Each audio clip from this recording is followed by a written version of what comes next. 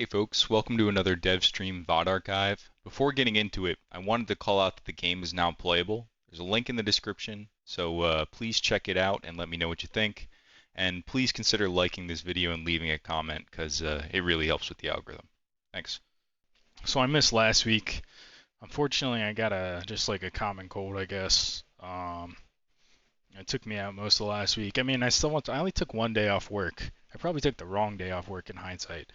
Um, but I took like the second, so like the first day, when you're like starting to notice symptoms, but like they're growing, so it doesn't seem like you can kind of write it off as something else, or it's not obvious that you're sick yet.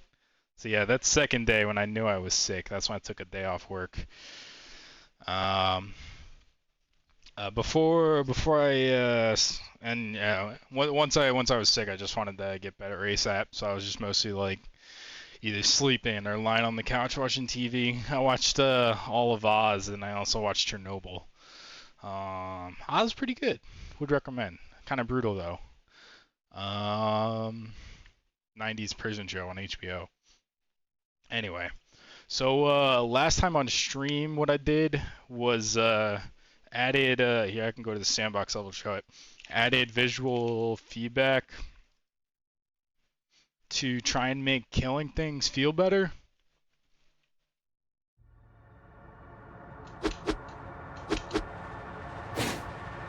So yeah, we just basically, things didn't have an animation before, now they kind of like get blasted away a little bit and spin. It's hard to explain, but it's one of those tiny things that just makes it feel a lot better.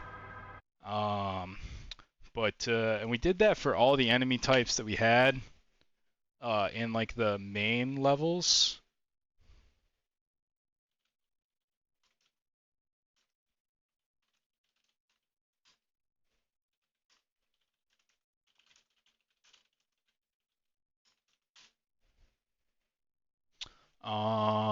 But what I didn't consider there was that the like the variants of enemies that are spawned by bosses, some of them got messed up.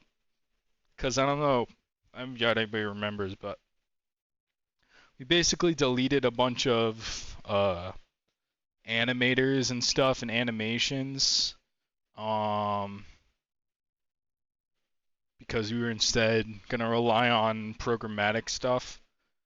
Uh, just because, specifically with regards to scale and rotation,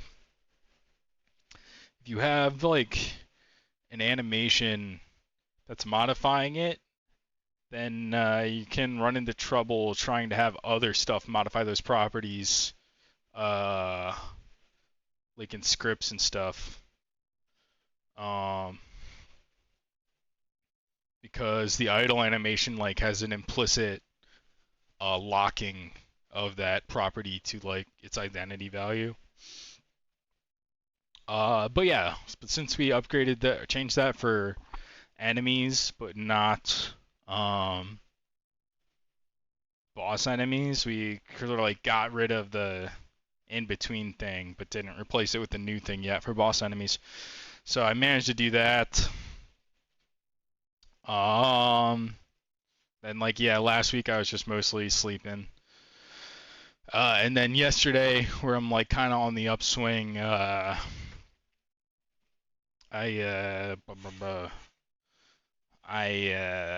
set up the base, like all the plumbing and stuff required to run automated tests through Unity's automated test framework.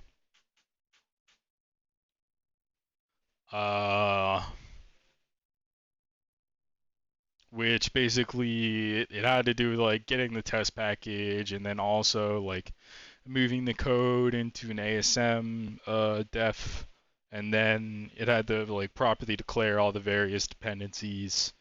Also cleaned up some using statements of dependencies that I didn't actually need, so I didn't have to include those as dependencies in the DLL.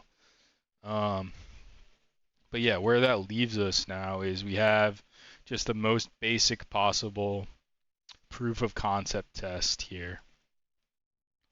So if I open up the test runner here, I can now say test basic movement. and you saw the dude just like ran to the left, and that's it. Or ran to the right, rather. That's all this does. And then I can go into how that works. It just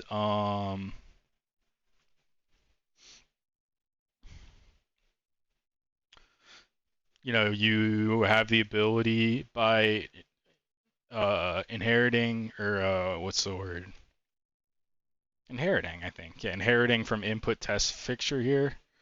You have the ability to like simulate input. So I just say, hey, give me the player, and we'll get the player's X position, then press right, wait for 1 second, then release right, and make sure that the player moved to the right. So this is just like the simplest possible proof of concept you could have that the test is working, and it would fail if this assert fails.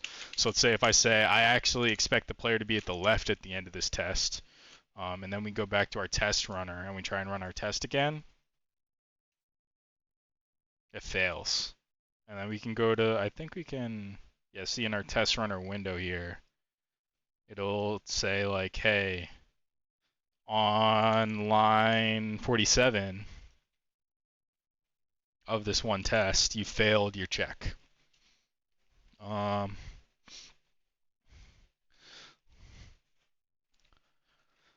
So, yeah, that's what I kind of have set up, and I can sort of expand on now. Probably not. I don't know if I'm gonna go all the way to like 9 o'clock and change like I would normally, just because I want to make 100% sure I maintain this upswing, and I and back to 100% in another day or two. But I'm gonna try and add some more tests here. Because and I guess like the sort of context of where I'm coming from is that although I guess I kind of expected that once I had a good foundation, I could like plow forward full steam ahead, and just like slam in more and more content. But I guess the way that hasn't been true is with regards to unexpected regressions. So I mean, if you've like been watching the stream bots or stream or whatever, typically I've been doing like the first 30 or 40 minutes of every stream just like playing, looking for bugs, because like I don't know if what I did in the last week introduced new bugs. And as I'm trying to expand the content out more and more, and the sort of time and effort cost of that manual testing will naturally rise, it's not sustainable basically. If I have to do like hours of playthrough every time I do a batch of changes, to make sure that like nothing unexpected breaks. And it's not going to be perfect, obviously, but sort of the approach we can take here is whenever we do hit a regression in the future, we add a test for that. So we basically add some test case that would have passed before the regressing code and then fails after the regressing code, so we know in the future if we break it again. And then hopefully over time, like that means instead of each sort of subsystem being at risk, like each feature of each subsystem being at risk each and every time we make a change, it should only regress once.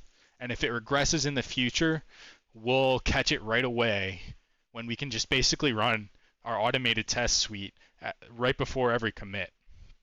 I might even have it so that my secondary computer is just like listening for when I push, and as soon as I push, it does a build of every platform and it runs the automated tests on every platform. And then it'll just like spit out a report saying like, hey, unexpectedly, this change you just made caused dash test number 3 to fail. And then boom, I have a really good signal there to, instant feedback right as soon as I make the changes. I have a good signal that go look at this specific aspect of the dash with regards to whatever you just changed. And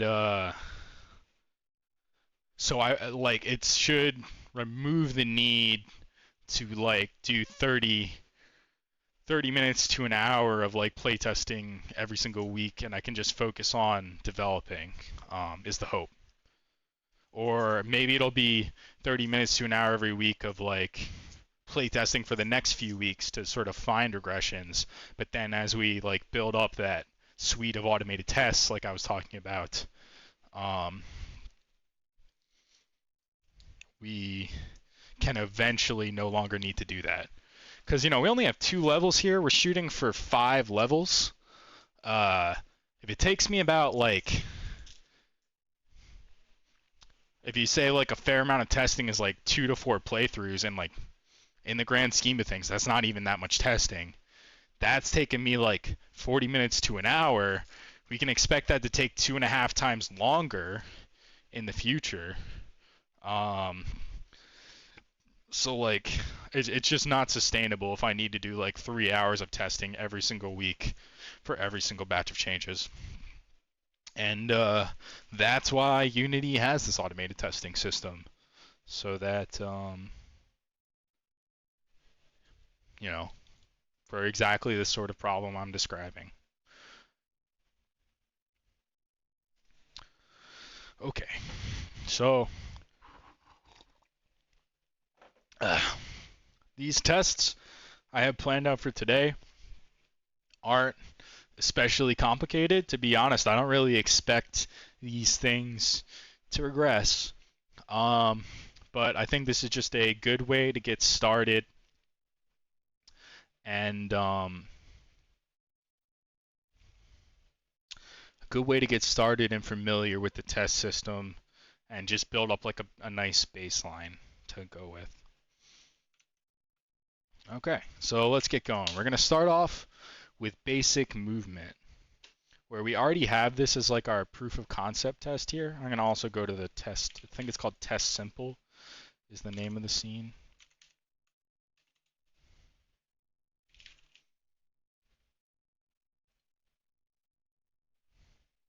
We can probably adjust our stuff here to make the test runner bigger.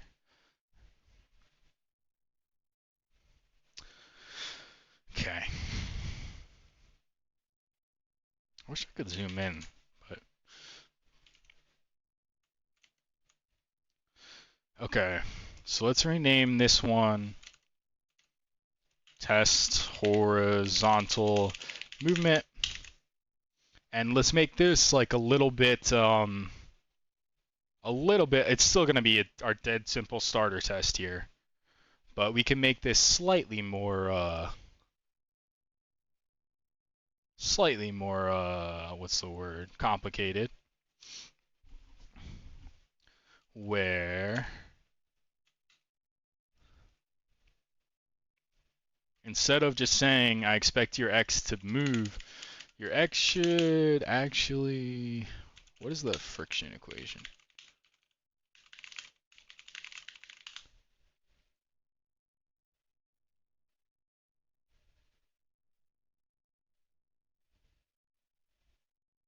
I totally forget what the,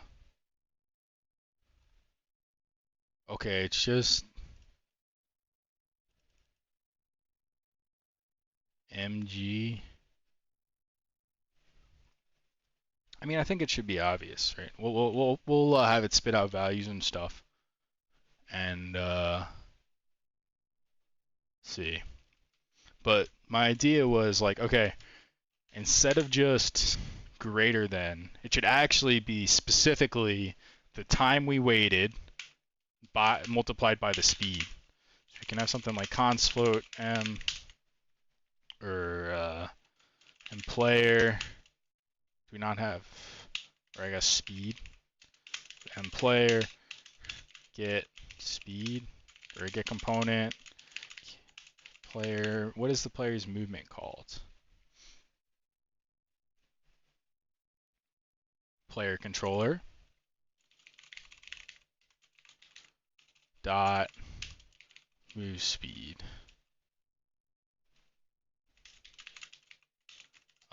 It's not gettable.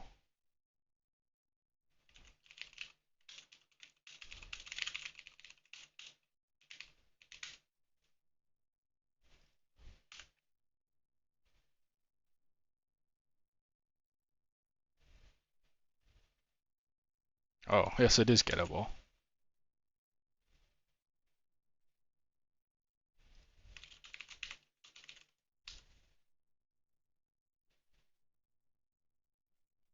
Okay. So this assembly stuff is specific to the testing. So what we need to do is we need to go to our automated testing thing and add a reference to our tools package. Ugh.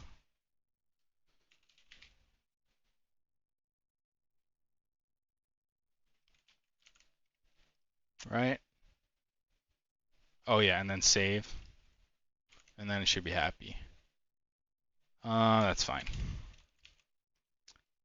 Okay. I'm gonna have const float move time is, we'll say 1 second. And then we, oops, switch this to move time. And then let's just get the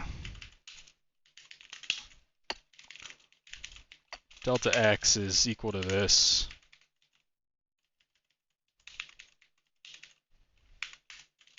And let's print that out. We can say from move or from speed over move time traveled delta x.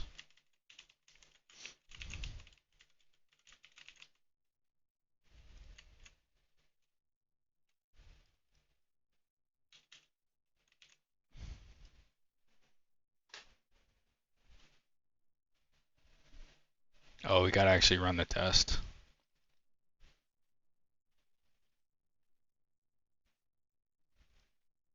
Okay, so 9.8 over 1 second, we've traveled 8. I guess because of this linear drag.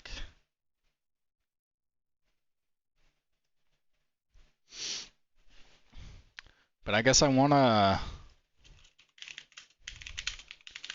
figure out the right way to get that.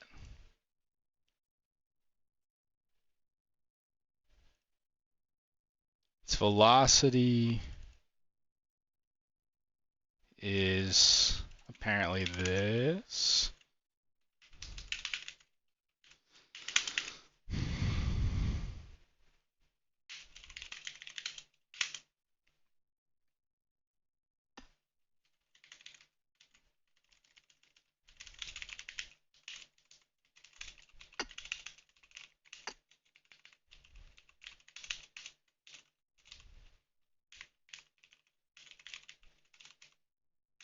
I guess it's just drag.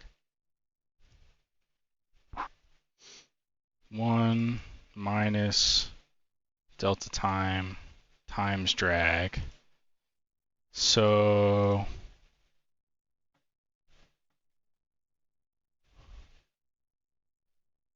I guess you can say float adjusted speed is equal to speed times 1 minus move time times drag, I think.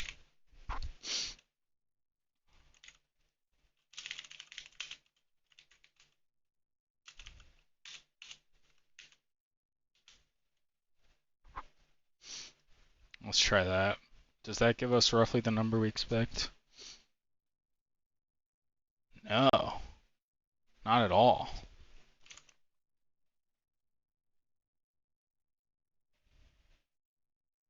I guess it's only times time dot delta time, or I guess fixed delta time. Does that make sense?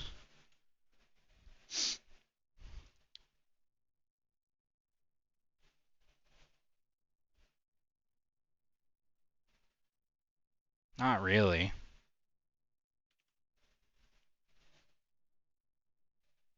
I guess is there...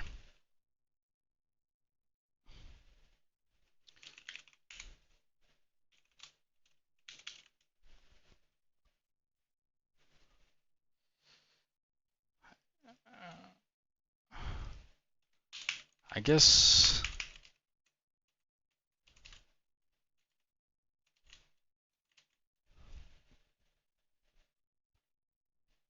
You'd multiply this by time overall, but it doesn't matter because it's 1.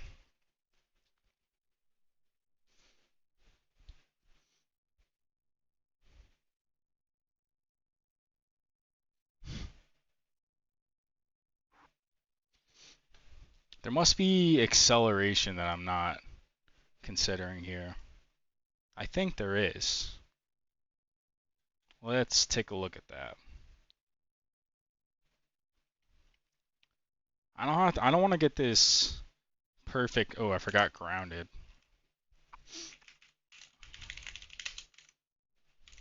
I don't need to get this perfect necessarily, but I want to get it close.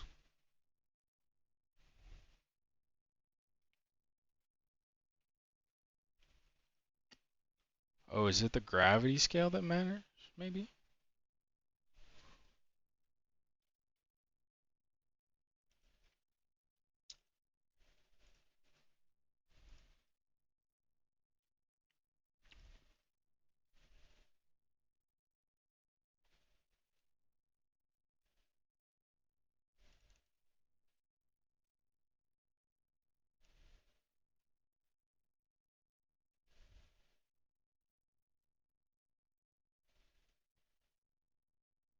Drag force magnitude is velocity squared times drag. I'm seeing a different equation here. Maybe I should try.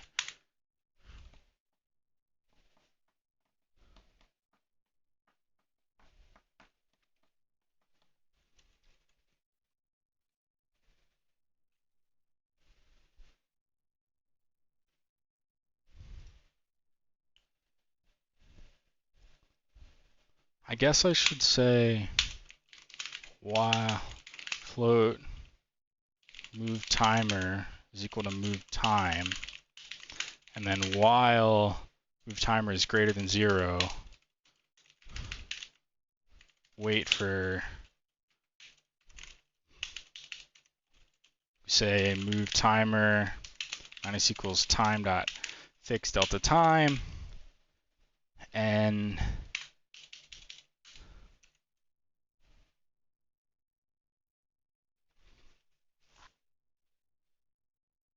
you know, I think I'm taking the wrong approach here.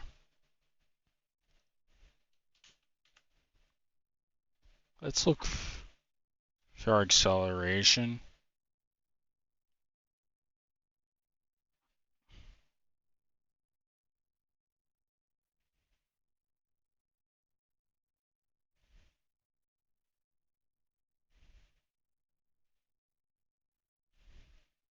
Ah, yeah, there is acceleration.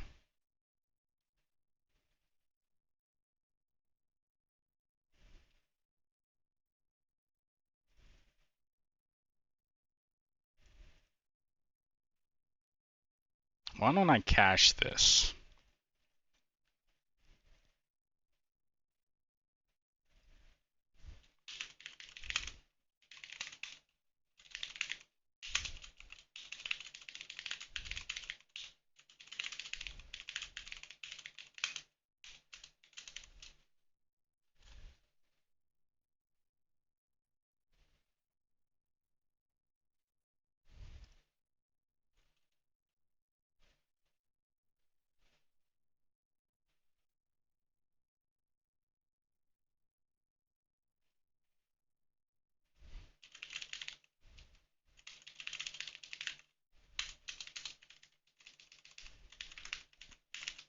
I assume it'll be negative if it needs to be.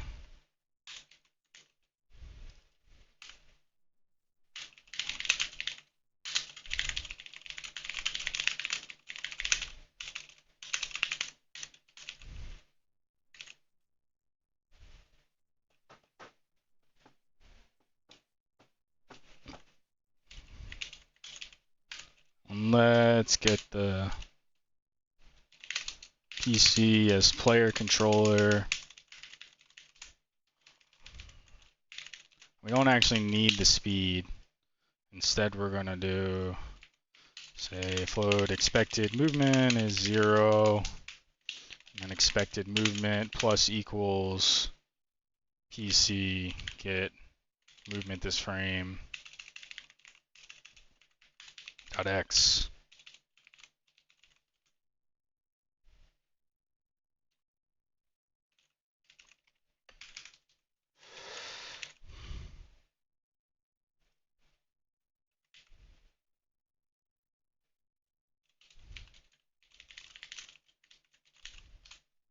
Does that match up? Because it's still not counting for drag. But maybe that'll get us closer. No, that's definitely not right. Oh, well, this has to be times time dot delta time.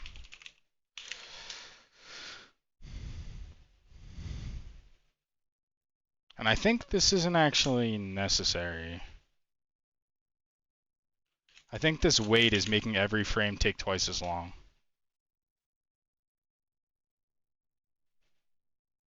Oh.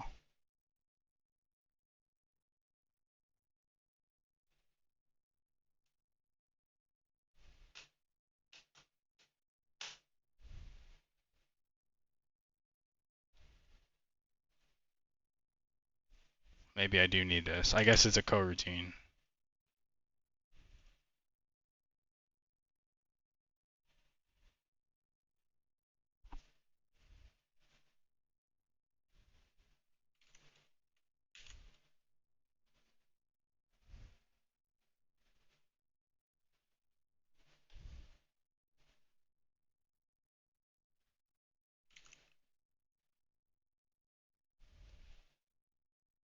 No, there's something I still don't understand.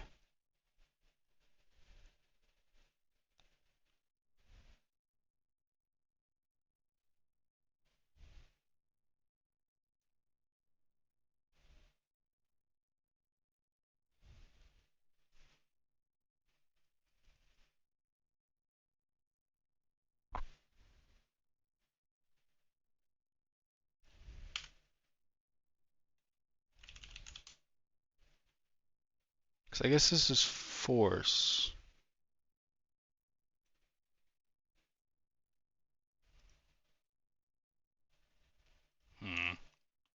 I'm going to undo this.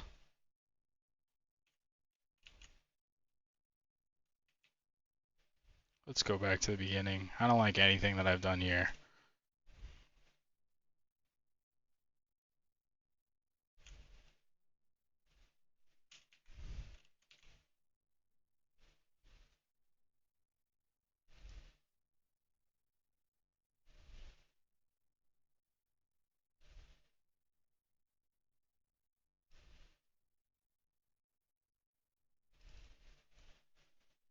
It's difficult to figure out.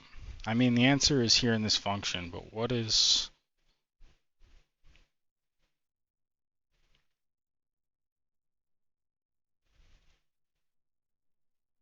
I don't know. I think I'm getting down in the weeds on the wrong thing, though.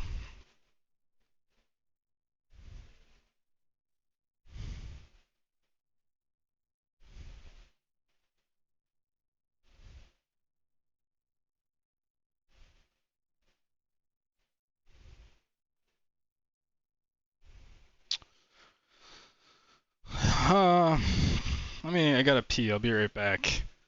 Let me also think about how exactly I want to approach this test, if at all.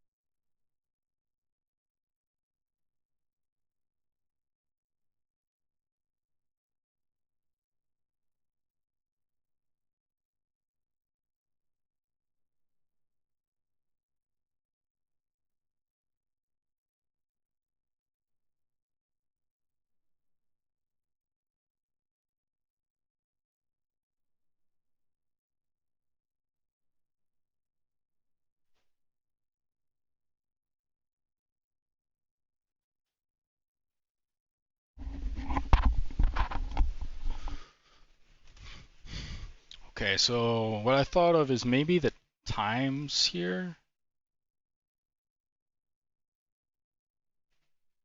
But I guess these aren't really using times.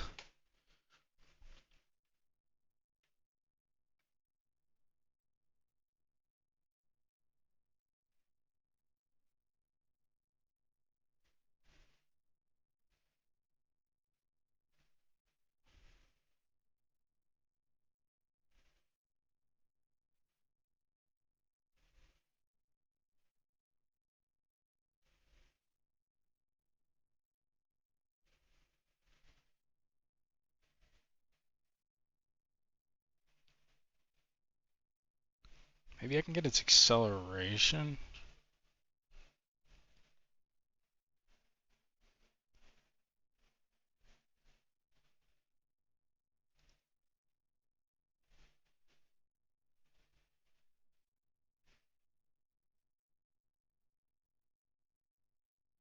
Hmm.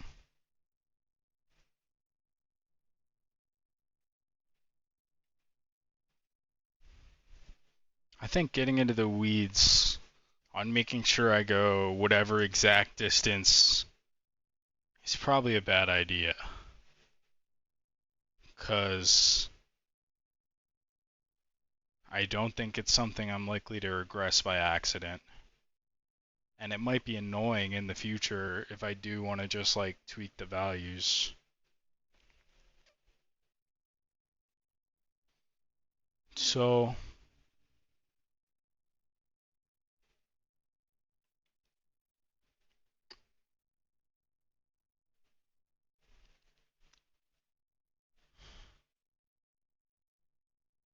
yeah, I guess I just wish I...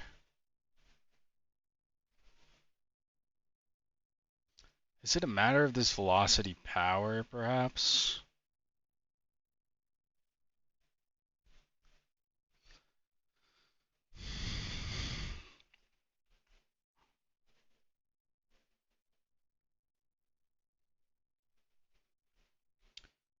I guess I could indirectly test the velocity by saying, like, I'd do like a full walk and then a stutter step. Maybe that'll be interesting to see. Let's try that. So first we have just like a normal walk. We'll put the speed aside for now.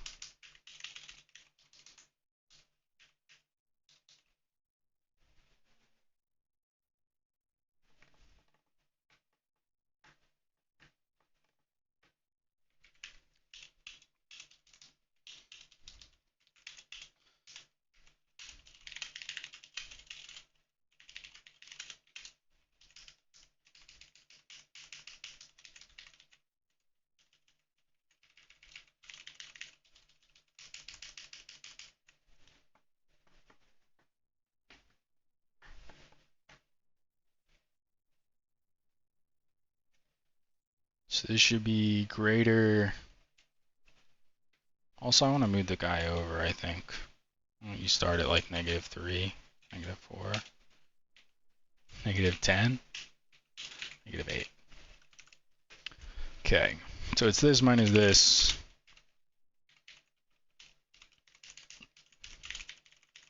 And that should be greater than 0. And then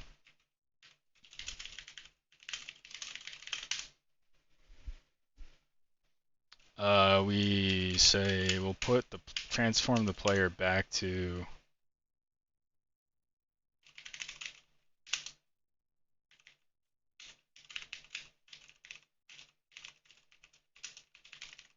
starting position. And we would still want a second overall of movement. So we can probably say const float and movement time is a second.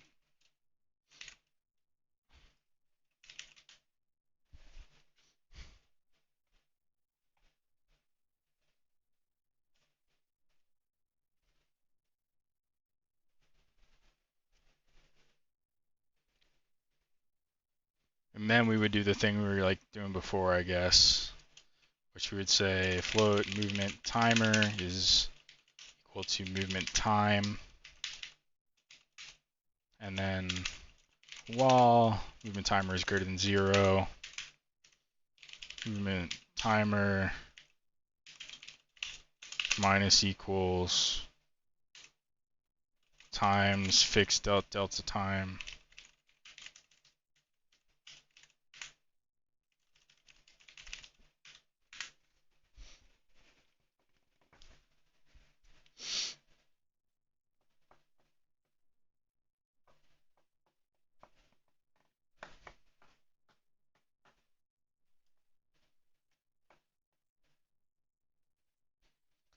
I guess we want 2 times movement time, and then we'll stop, release, false,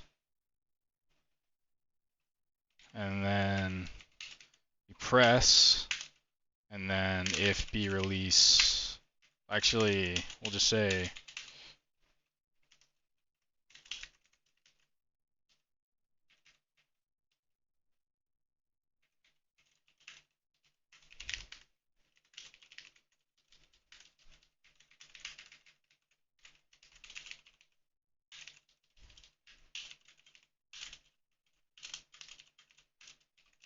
so I think so it moves every other frame, so that should prevent it from building up as much acceleration in theory.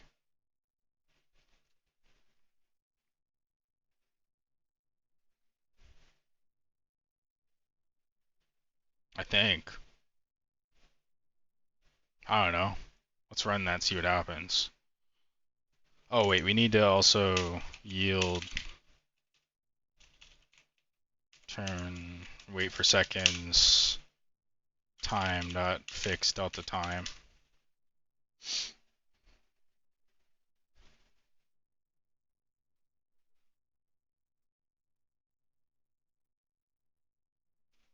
See, I don't understand why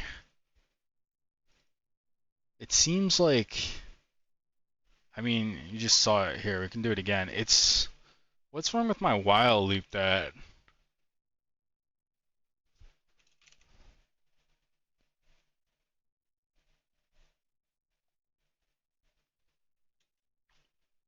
maybe it just needs to be movement time?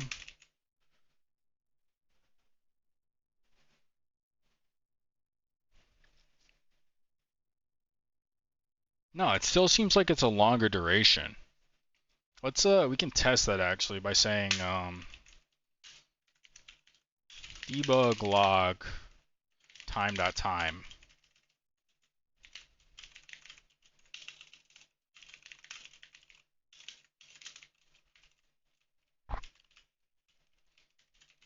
I feel like I might be paying for these waits twice.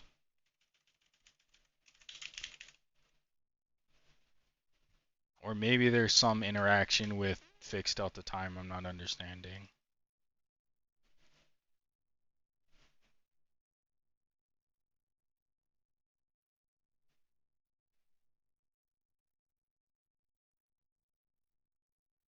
Oh, it's happening multiple times. Oh, well, yeah, that makes sense. We need to put this here.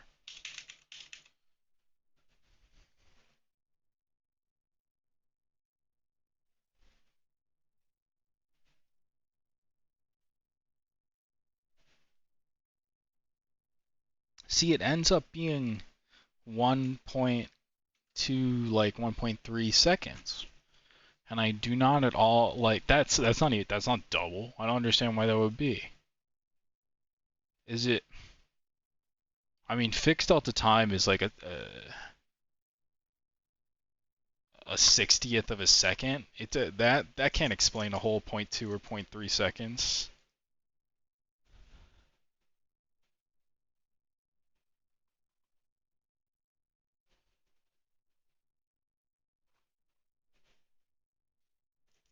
Maybe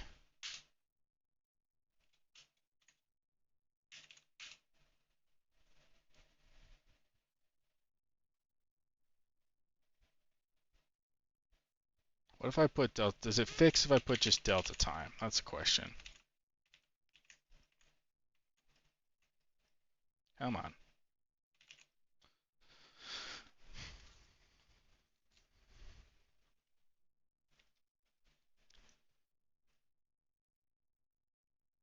No, that makes it even worse. Now it's 1.5.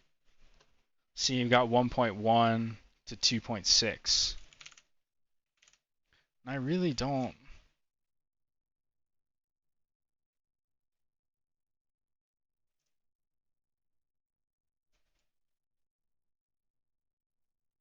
Does it need to?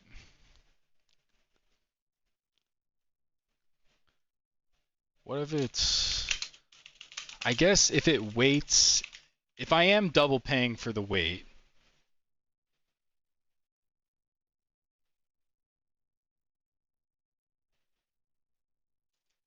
I don't understand why it wouldn't be 2. Why is it 1.5 in that case? Why isn't it?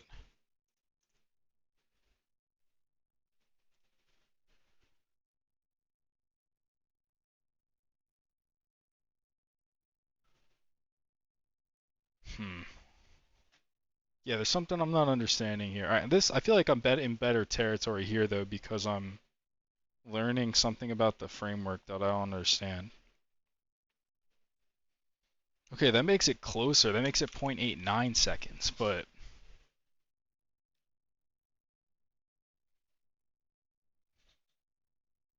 using scaled time, eh? Does that matter? Well, no, because I'm not messing with the time scale, am I?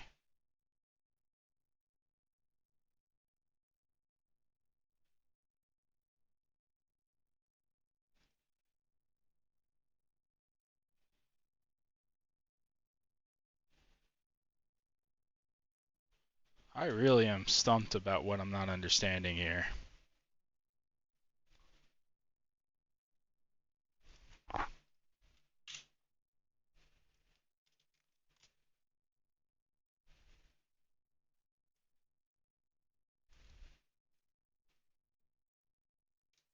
And again, like I'm getting values out that I don't even really understand. Like why would it be 0.9 seconds? That time it was like 0.8,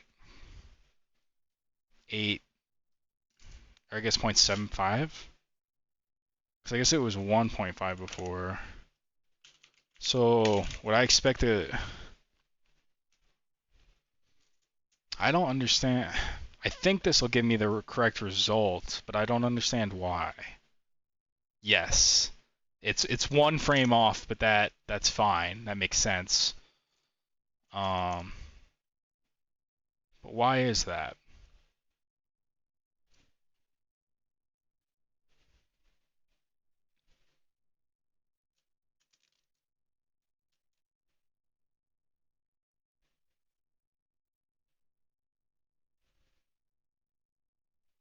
I truly don't know. I'm gonna have to ask like a Discord or something. Maybe the Unity Discord can help me. But we're gonna proceed with the correct value, I guess. And I think I also, I guess I can check, but let's get the thing again. But I think we're not giving enough time for deceleration.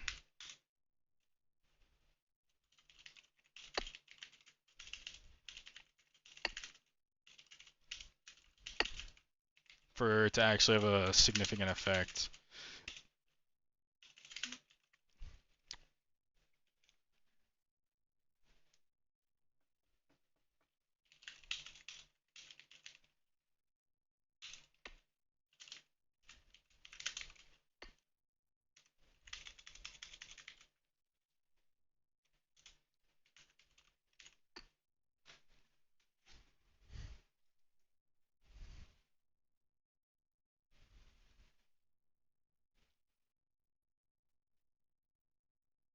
Oh, I guess it does. Kinda true. So, I guess that does prove the thesis. That even though it's even slightly more time. Well, no, in that case, when it's actually a full frame more, it maybe if I make it fixed here, does that make a difference?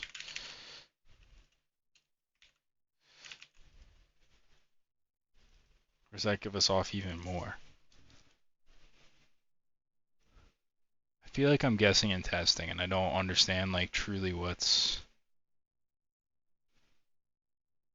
going wrong here. Yeah, again, we're getting like 0.85 seconds. It just seems like such a weird, arbitrary amount of time.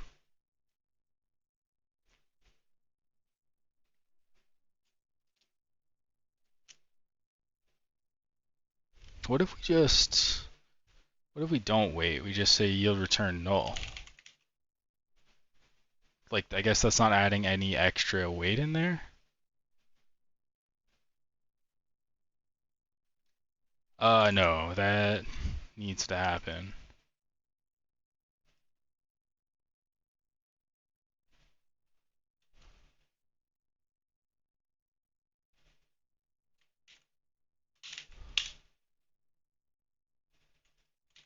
What if we do this?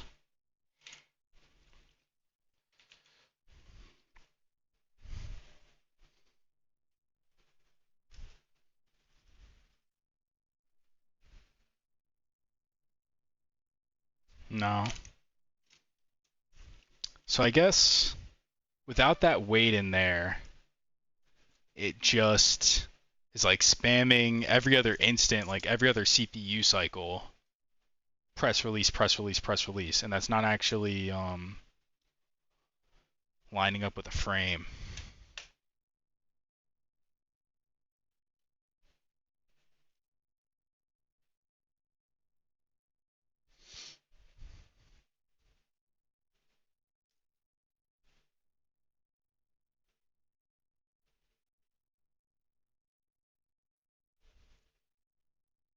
Yeah, there's just something central I'm not understanding here.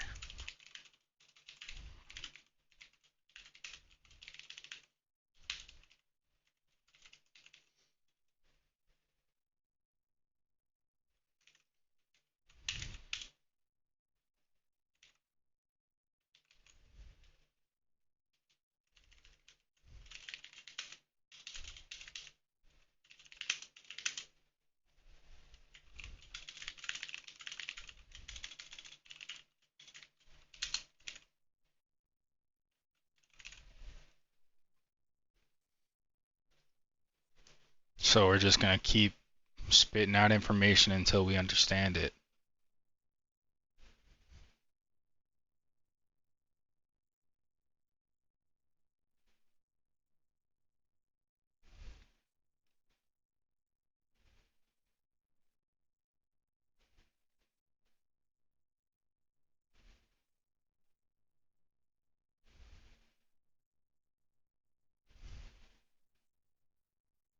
So I guess what we're seeing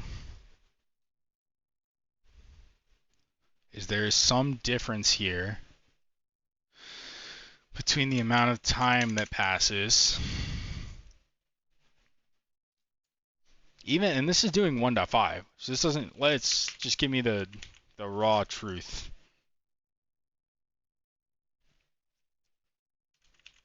Let's also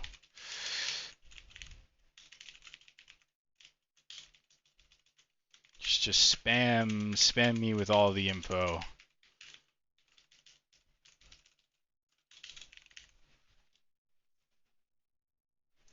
I really want to understand where we're going wrong here. And I should also, this isn't fixed update, right?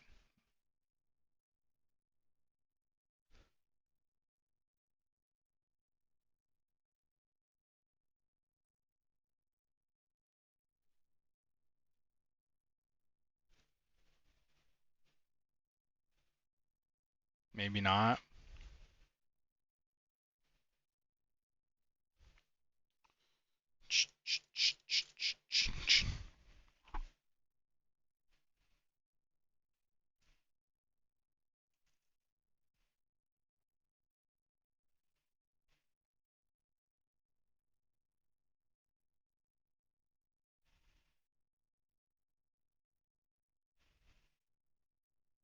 It's only applying certain stuff during fixed update. But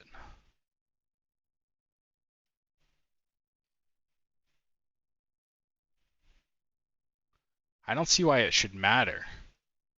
Like if everything is using fixed delta time, then this coroutine while loop should be advancing at the same rate as the other thing. Let's look at some of this debug view, starting at the top here. So step, our timer is still 1, and no time has passed before the wait. And after the wait, it seems like we've waited the wrong amount of time. Where we can see here on the movement timer, fixed delta time is 02 every time. But in this case, it was like 0.26. So why don't you give me the delta?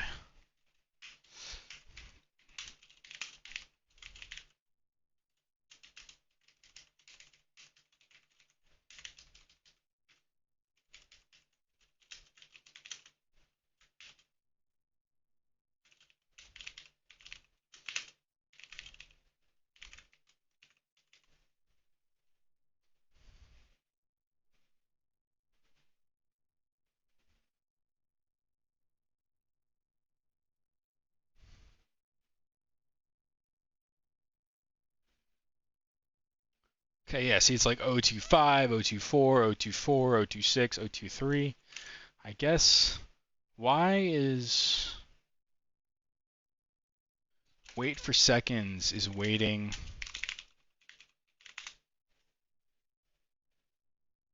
inconsistent?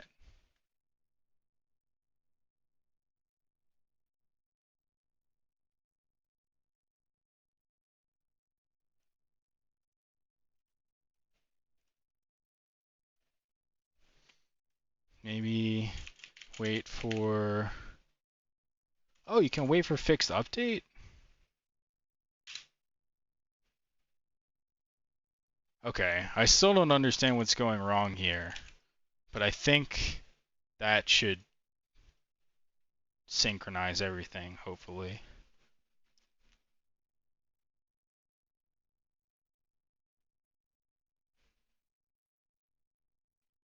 Yeah, I mean, it's not perfect now. It's like 0.199, but it's close enough that it's basically synchronized. Okay, let's get rid of all this debug logging.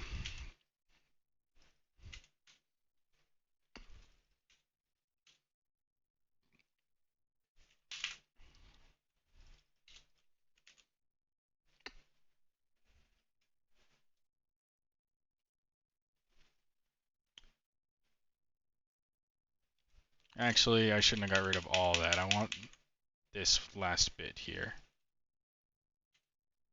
That D1, D2. Because I want to make sure that this is like roughly consistent. If we're still seeing like a variable where one is 1 second and one is sometimes 0.9, sometimes 1.1, we're not gonna... Oh wait, that's the distances. Okay. So we need float start time is time.time.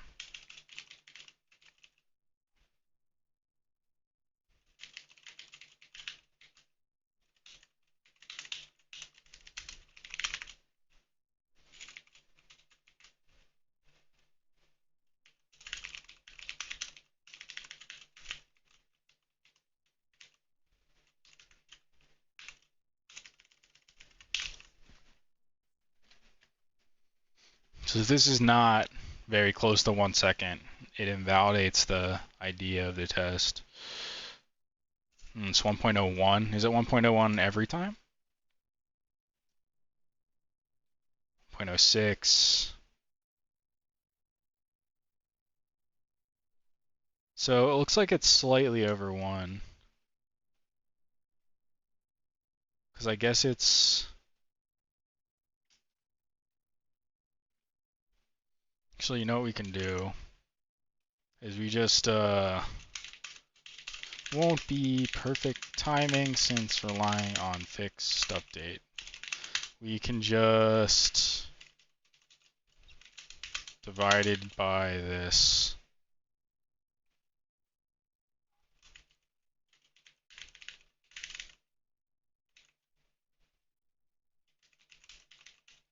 There. Now it's apples to apples, I think.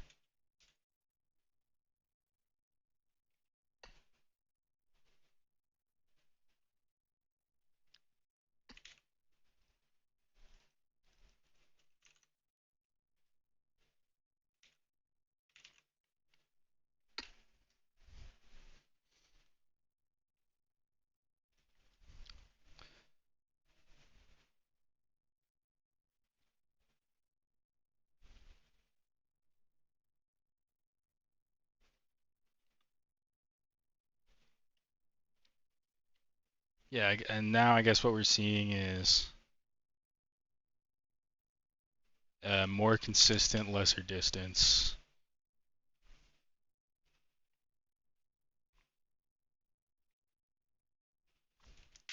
And then we can even, I think we can functionize this now.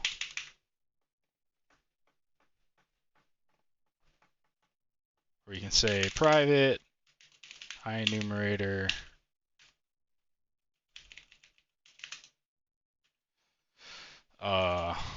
walk test impl with a,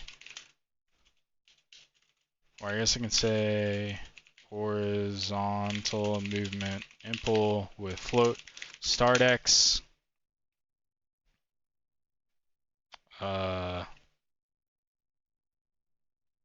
and a int stutter frequency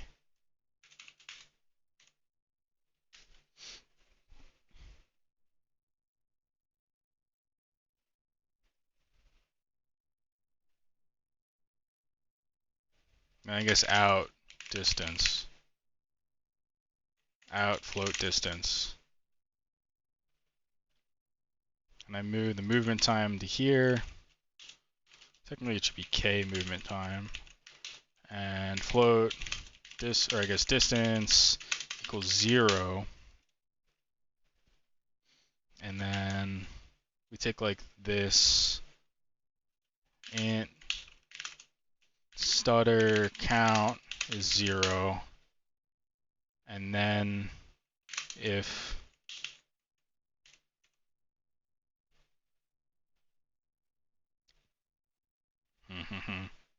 just thinking of how to converge this code.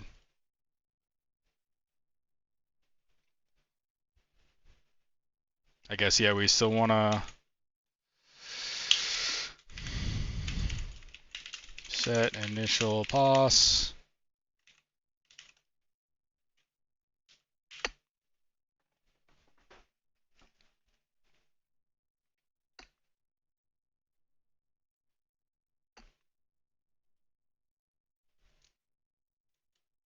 Okay. And then we have this like while loop.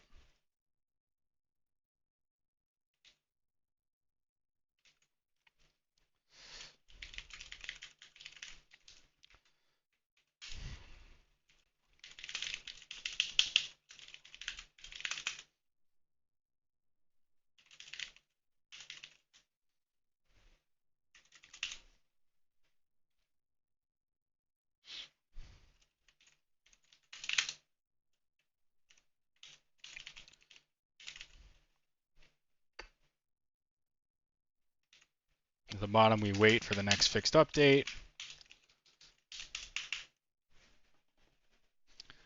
And then to sort of like, we need to functionize, instead it can't be a bool anymore for this release.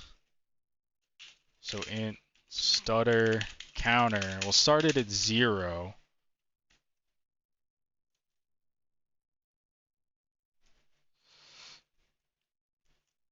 And then we'll say if stutter frequency is greater than 0, so we can just ignore this.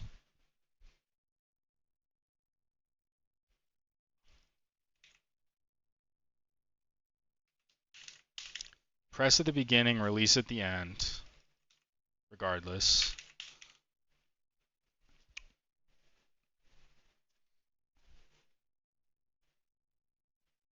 Damn.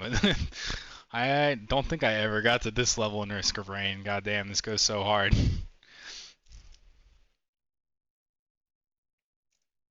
this even, like, actually in the game somewhere? Maybe this is just the point in the game where everything is going so wild that, like, this level of going crazy, like, doesn't even notice the player, or like like the player doesn't notice. Anyway.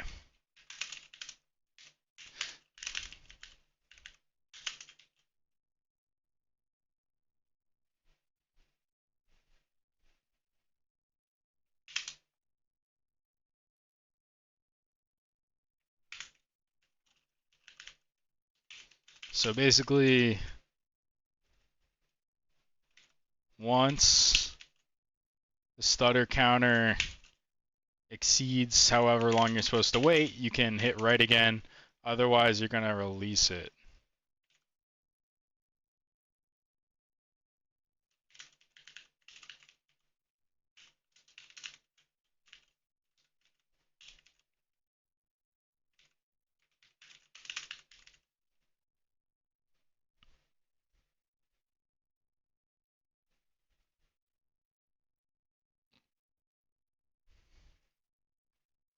And then we get the distance.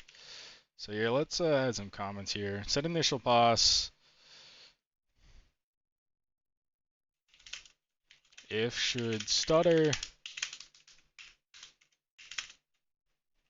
press movement only every freak frames.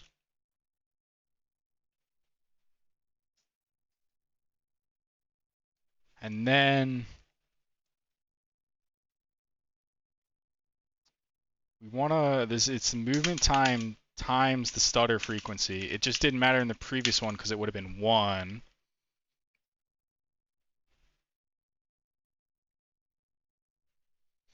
What this basically is testing is that acceleration is happening correctly. I shouldn't add that. Compare, or it's not on this one really, it's on this one where you can say compare continuous movement with stuttered movement to verify acceleration is affecting movement as expected.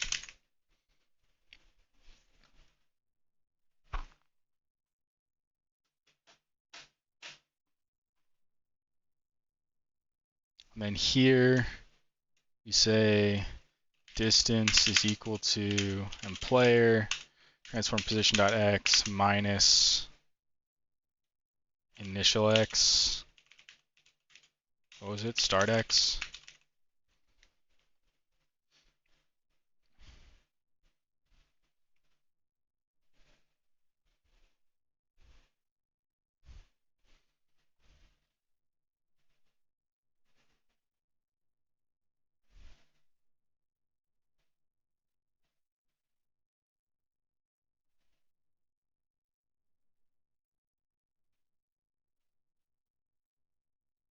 And then adjust for slightly above, below actual time.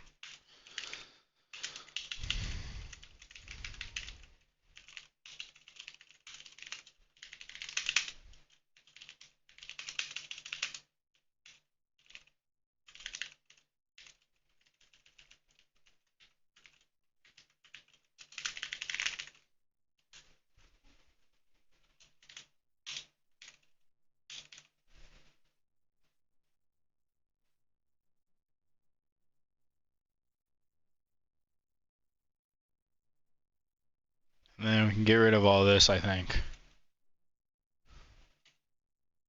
And instead, we just return this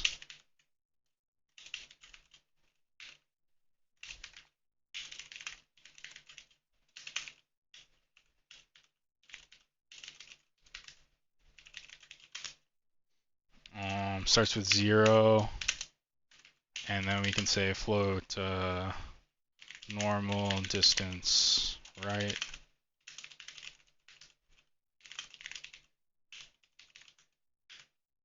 Okay, and then we can just like kind of copy this. Stutter 1 distance right.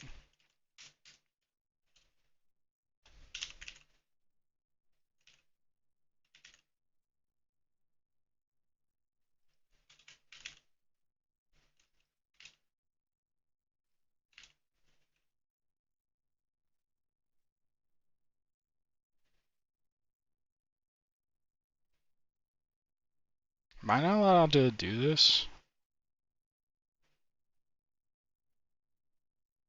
I guess I have to yield return.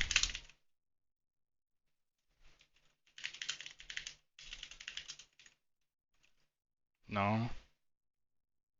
Okay, yeah, that's fine.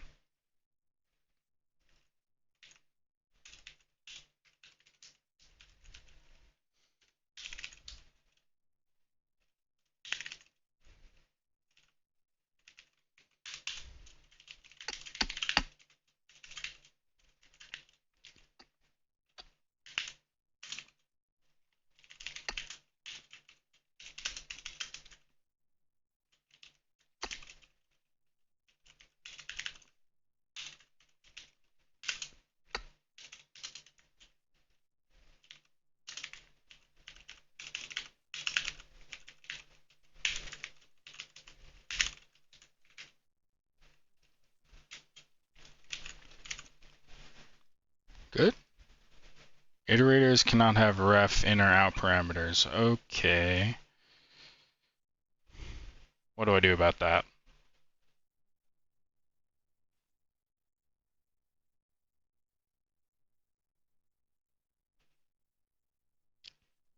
I guess all I need to do, I don't need to return this distance as an out parameter. I just need to like capture it in the caller before I like these bits basically.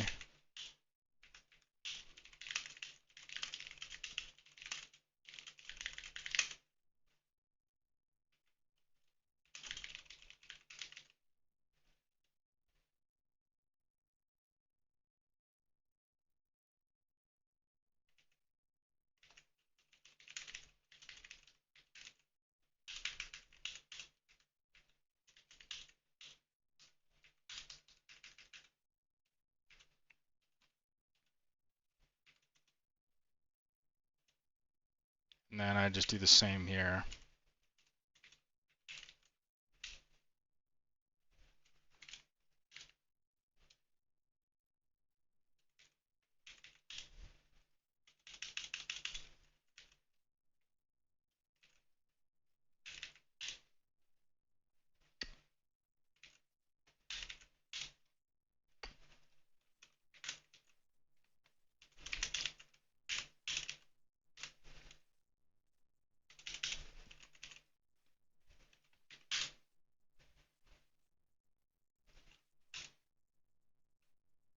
Just gonna copy this whole thing.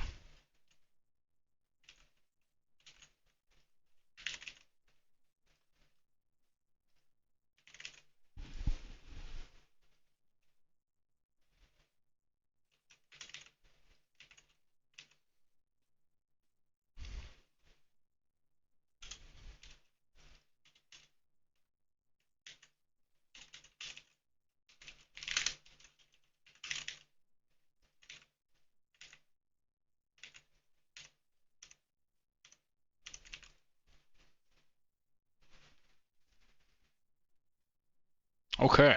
Does that work? That guy did not stutter.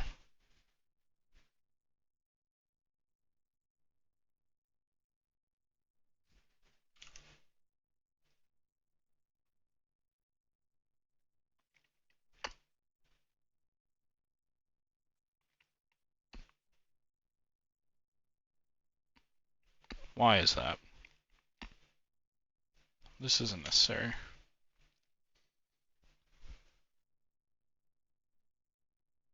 Oh, because it's times 0.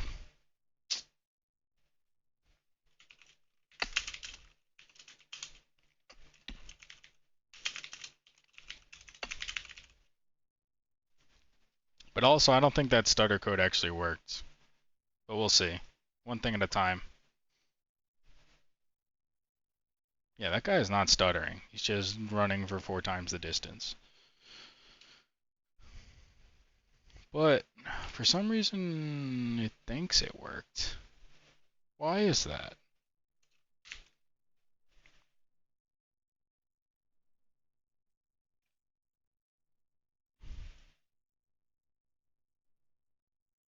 Okay. I see. I see. Has to be here. I think. Think that's the difference. No, still not stuttering.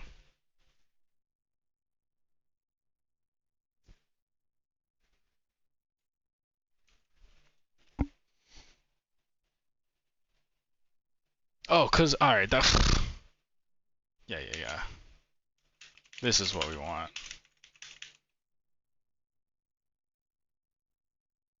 I guess in this case too.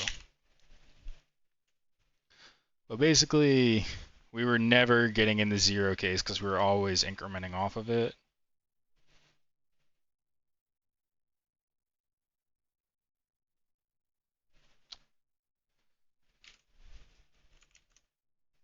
And I think this math is wrong.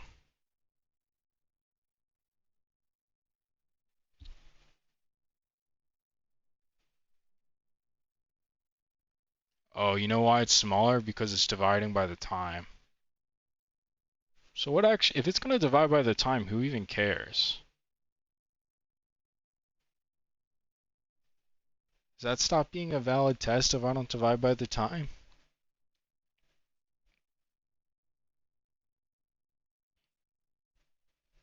Let me think about that.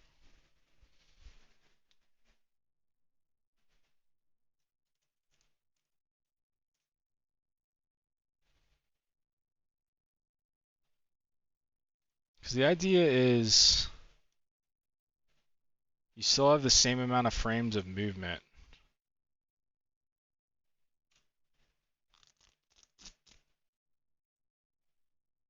Actually, you know what we can probably do?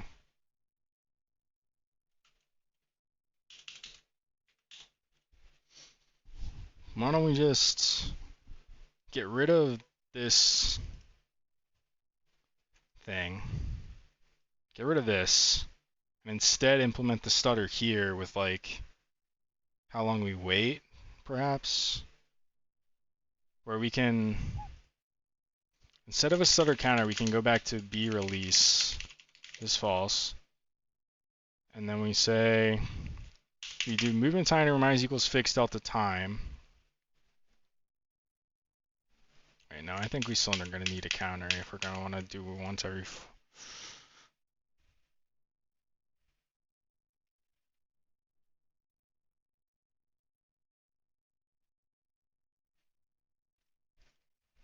But basically, I think we want to do, instead of adjusting the timer as a whole, we'll just only increment the time, only decrement the timer when we're actually moving.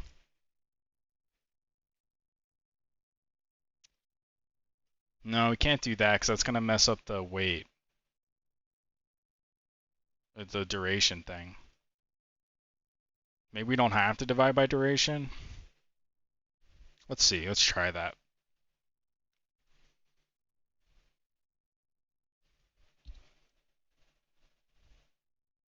Should stutter.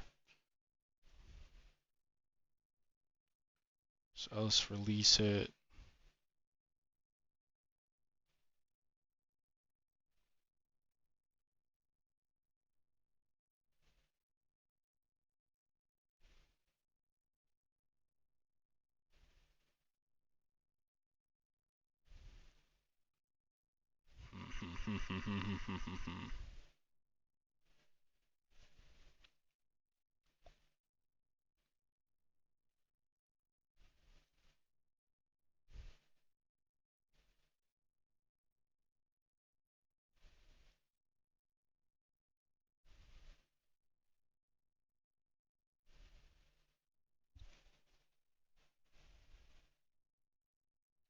don't need it in this case, but we do still multiply the time.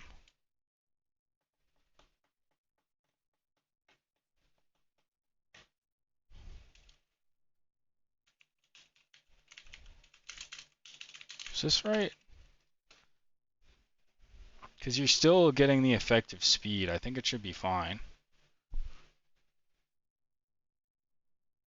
No, that's not right. We do still need this because it's never getting past 1.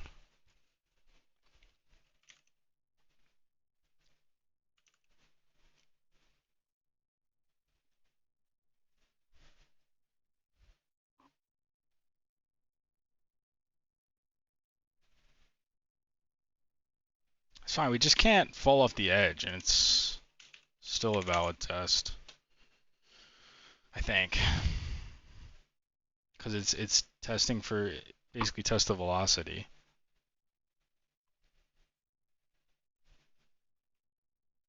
Okay. Yeah, I think there's. I mean, we're really going just to sort of like we're feeling around, trying out ideas. We really went above and beyond. This is like way beyond what is actually necessary and useful for like a movement test. So we'll just call this test acceleration.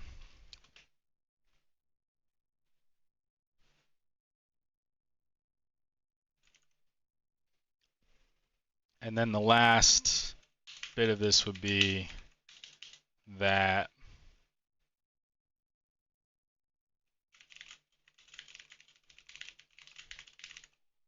rename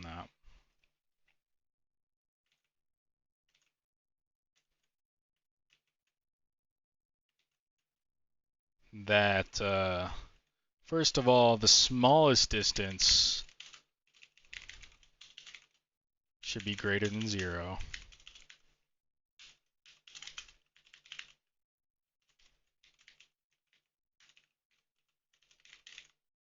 And this distance should be greater than that distance. And the original distance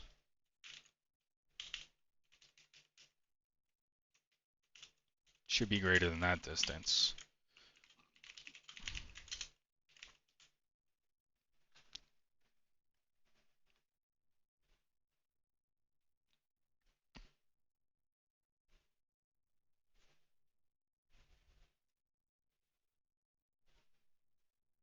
Which passes. Great.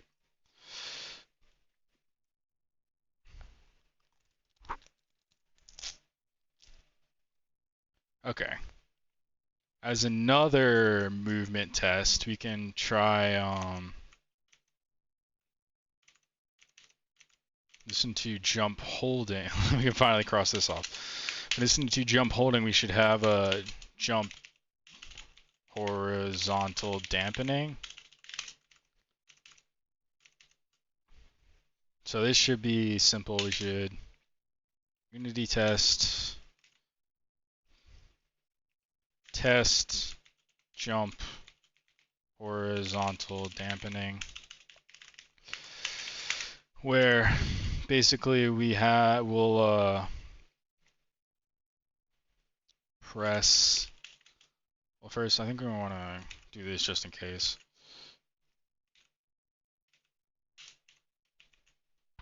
Let's open this up.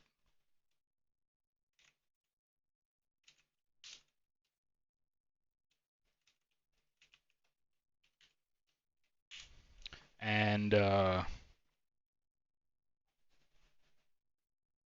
we'll move across ground.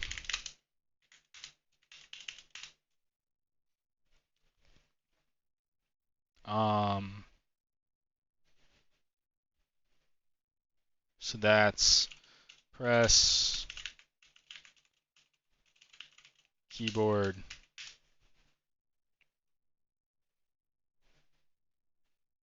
and another test we can have is test movement, test decelerated movement. But for now, we'll move across the ground with keyboard dot right arrow.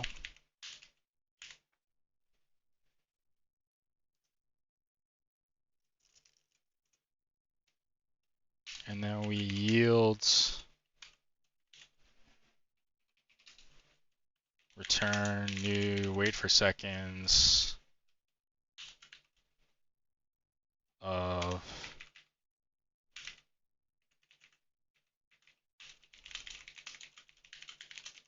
do 1 second.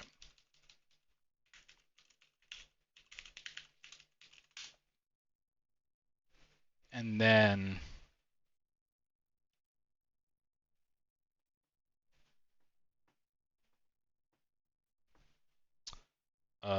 we get our ground distance is equal to player. I guess we want to do the same sort of time adjusting. Oh, whoa, I'm putting delta time. This isn't right. Uh-oh. Does this still work if I actually... This might be wrong now.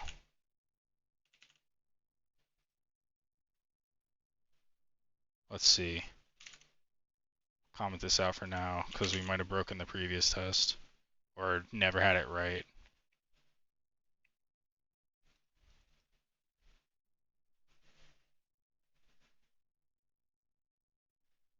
Oh, no, it still works. That's good. That's good. Okay.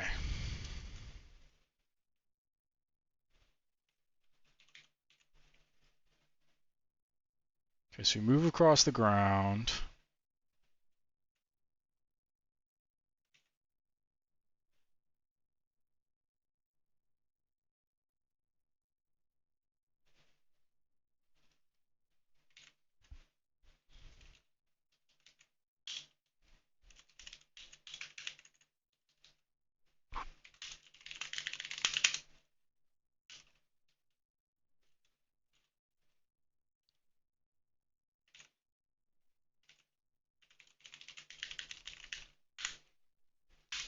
And then we move while in air. Need to release.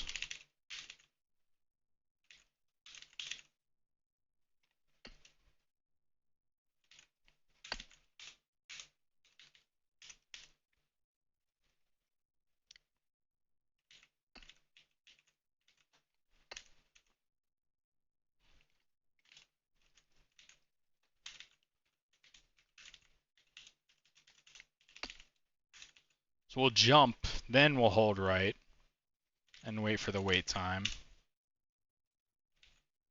Oh, I guess we should yield, return, wait for end of frame, I guess, and release space. We press right, then we wait for the wait time, then we release right.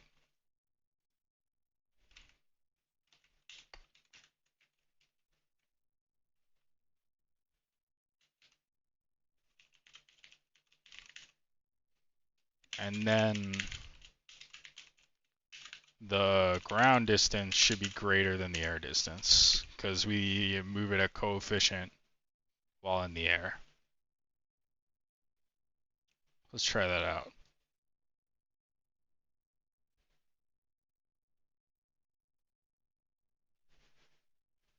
Uh-oh. Oh, some audio failed.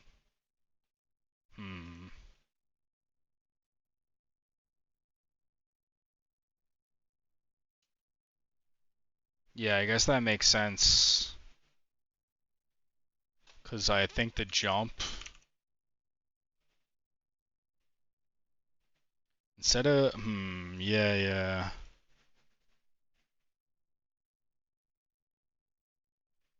I don't really want this to have to deal with sound, but I guess I'm not sure of a good way to cut out the sound.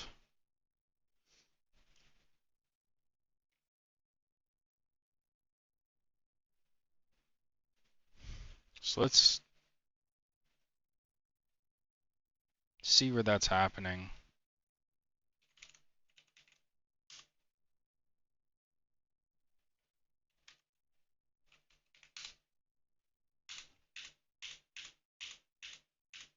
Okay, well that can't be true.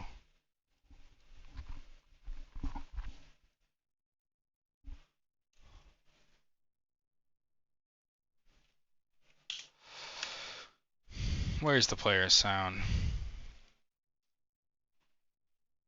Oh, can we just disable the sound manager? Will that work? I already have a few things disabled.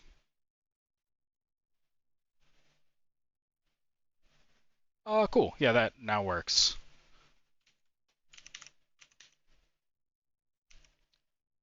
Okay. And another horizontal movement test we can do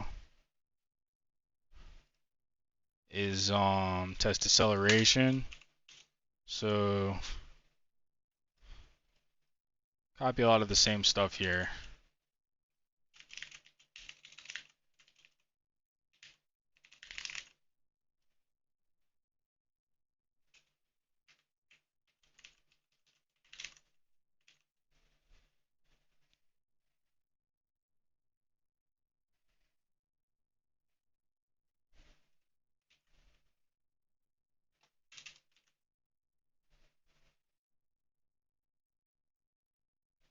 So we get this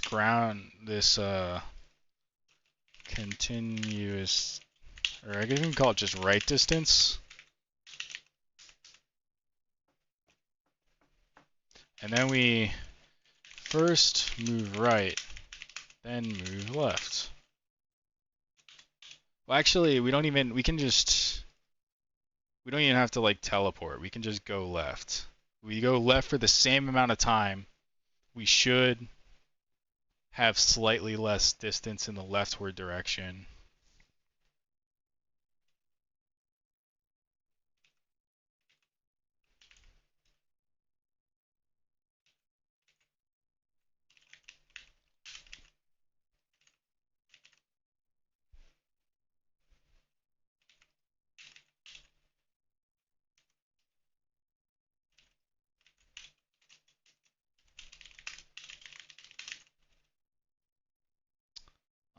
So we need a right end is this.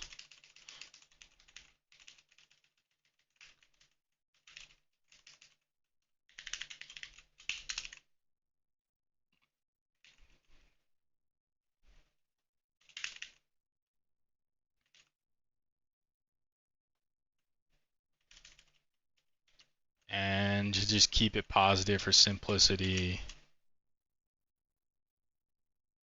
it would be right end x minus current position.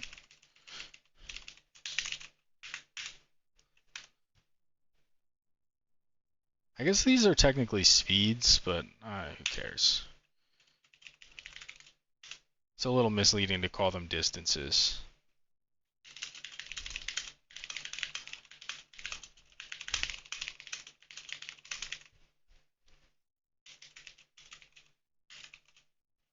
So right distance should be greater than left distance.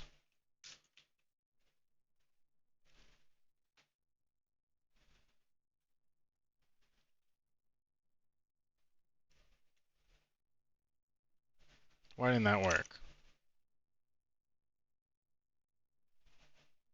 I don't understand.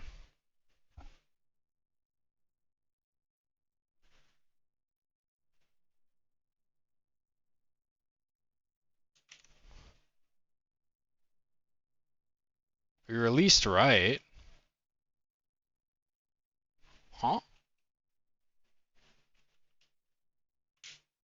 Why is it not that?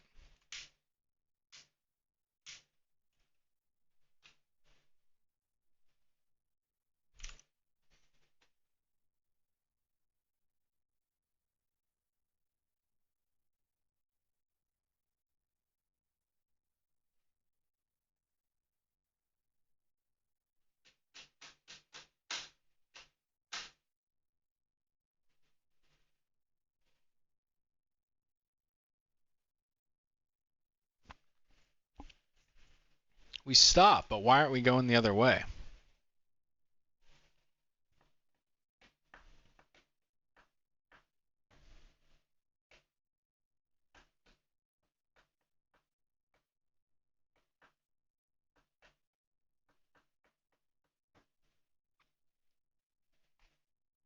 I do not understand.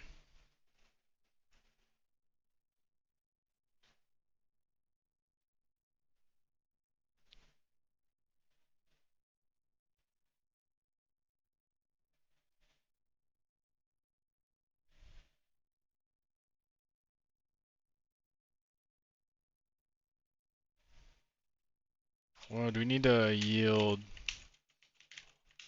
return new? Maybe because it's the same frame.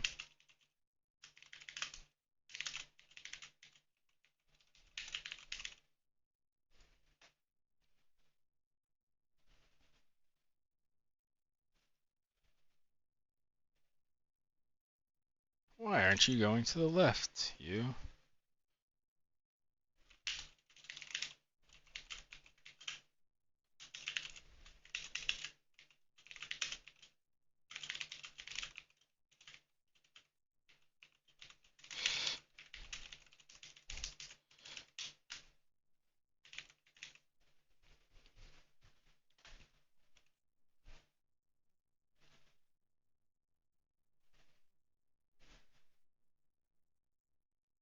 It is waiting the full second. It just doesn't seem like we're getting the continuous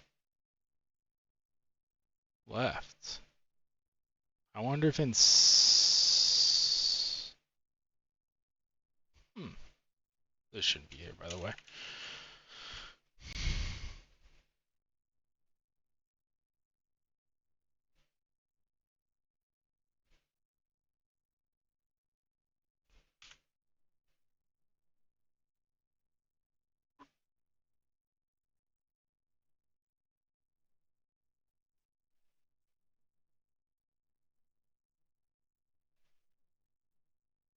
Should I set up the right button somehow?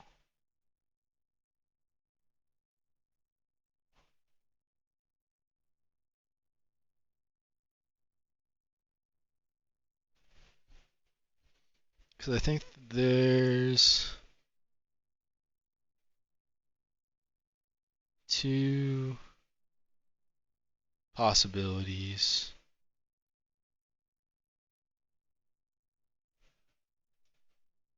Do I need to do this?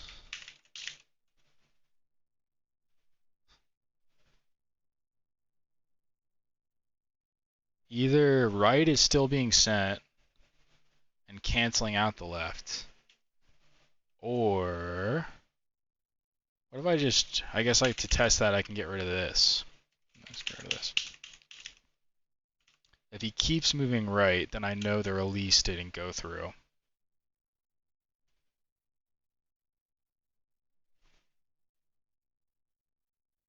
Okay, he stops. So it's a matter of the left not being sent properly.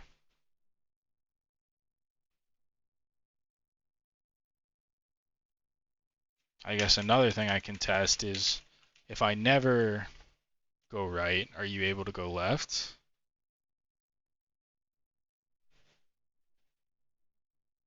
Yeah. Interesting.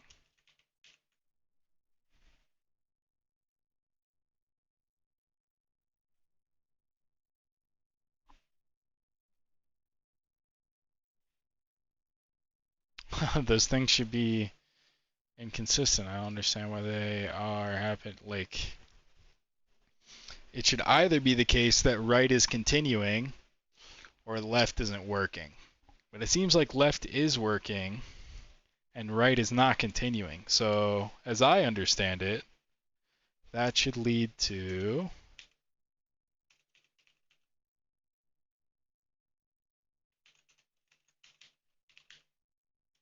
what if we do A instead of left arrow? Does that make any difference? I don't see why it would. That'd be kind of silly.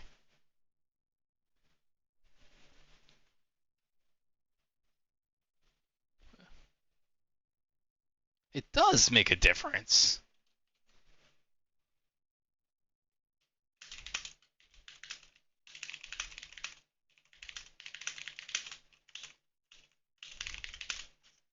That's so weird, but I'm not going to care. It does my test, and that's all I care about.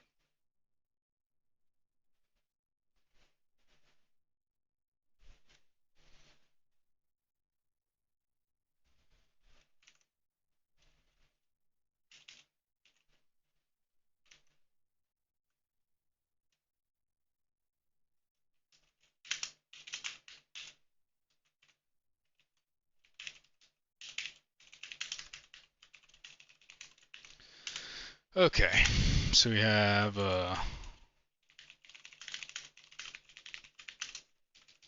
jump holding next.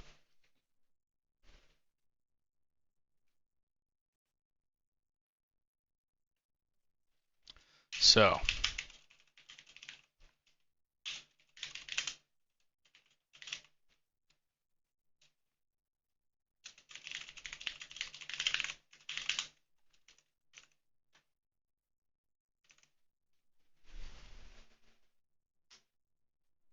I don't know how I'm going to test ground it, but this is a thing for another time. All right, so what we want to do here is I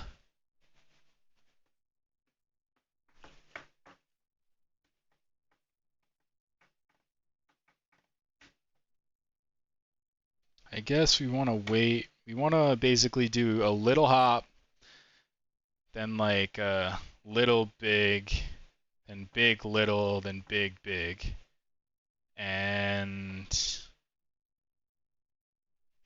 whatever we held the jump for the longest for should win. So we can have float short time, say 0.25, and float long time is 0.75. And then we would press keyboard .space and then wait for the short time and then press space again.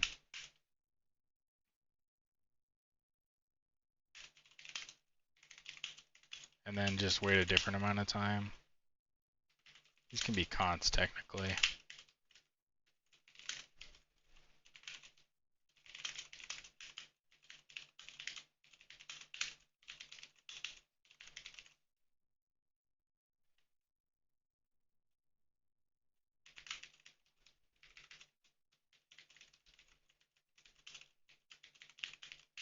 I just want to double check this works really quick before I continue. Technically, I think we want to do it in a loop because we're going to have to like check for the peak of the player. This short time is too short. Probably means it's too short too.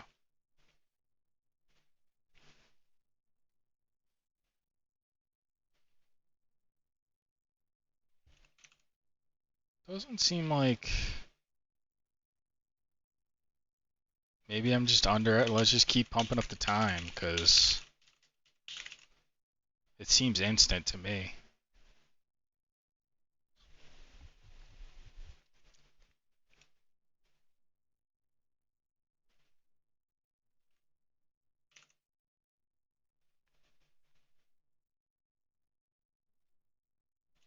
Hmm.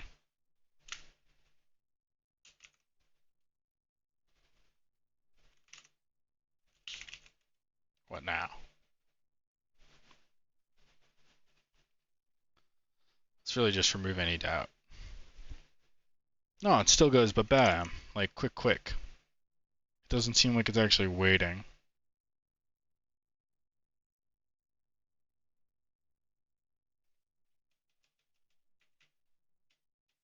So you need to wait for the end of the frame, maybe?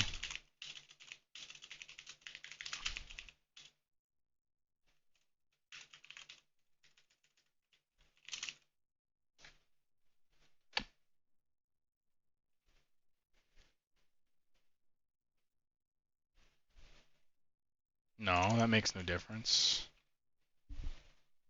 What am I missing here? Is it maybe just a feature of how press is being used? Where it's like repeatedly sending the event instead of holding it? Yes, that's what it is. So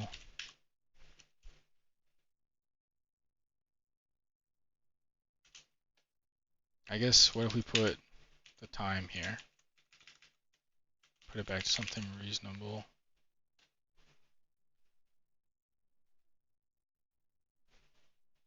Oh, I guess we want press and release. I saw that function I was poking around.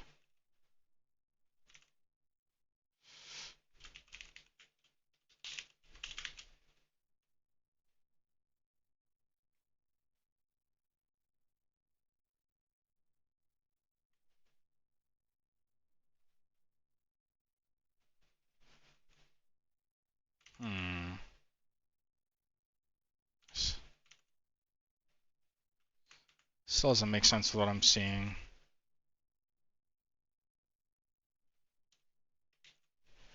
Let's look up this function.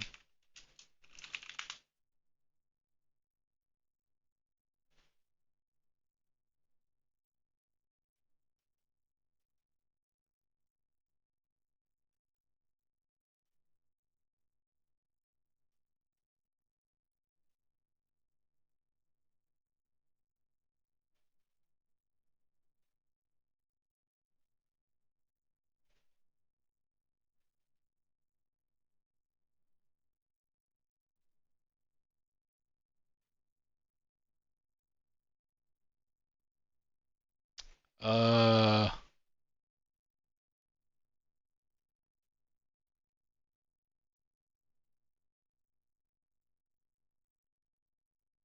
yeah, apparently this is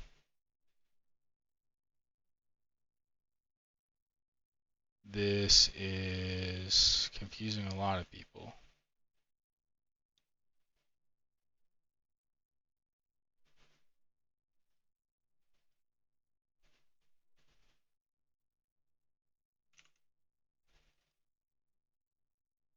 So what if we do press,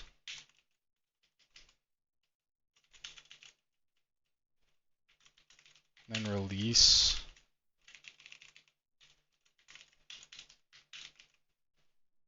Is that still going to send 2 events?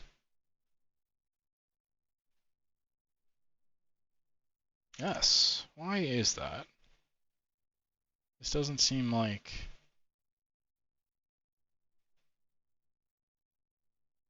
the intended behavior.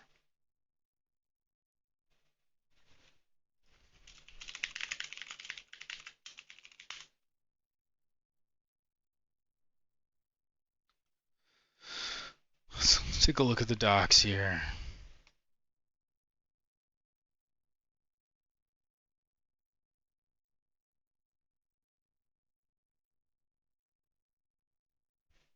I guess it's not.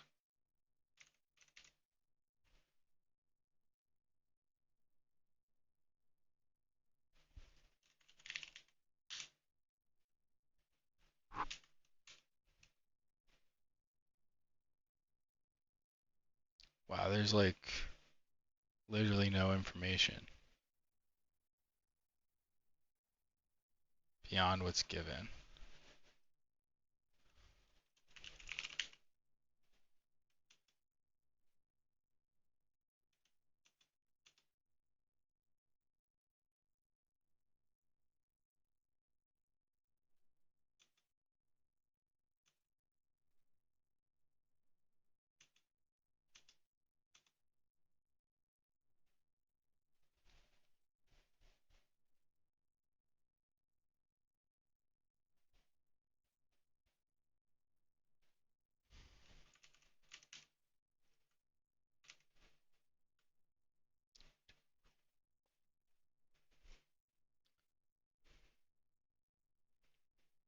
Yeah, I'm just honestly not sure. I can't really get this to behave how I want it to. So if I press and release, it still is firing twice.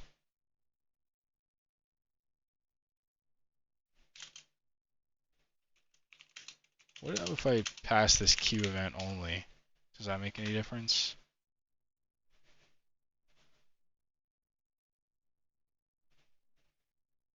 No. That's still double jump.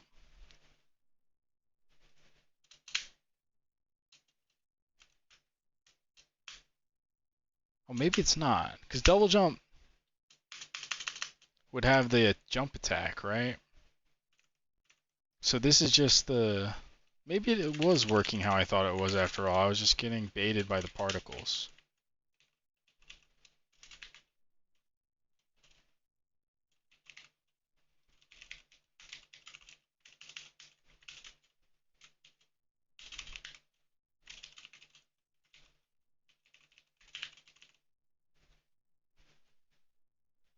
So we can go double check and confirm that we're not getting our attack here. Yeah, that's just a normal jump. Cool. But that, I guess, is the full jump.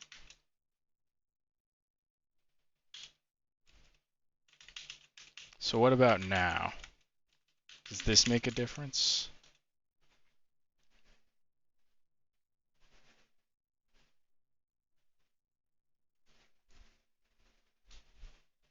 Oh, I missed it. Whoops. Didn't look like it made it. Well, 2.5 seconds. Let's make it shorter.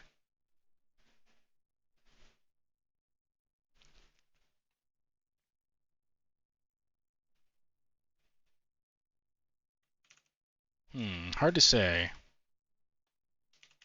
I don't think so. Oh, because it's press again. Release.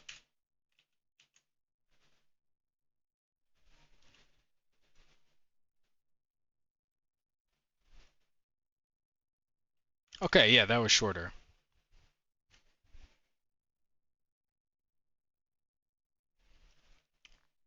Okay.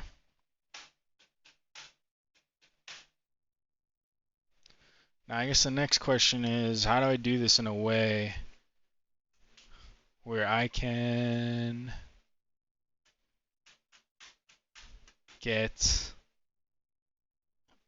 keep track of the player's apex height?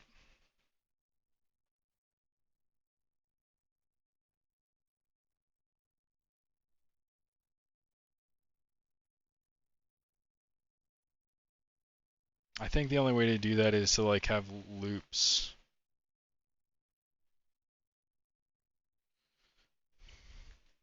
So I probably need well,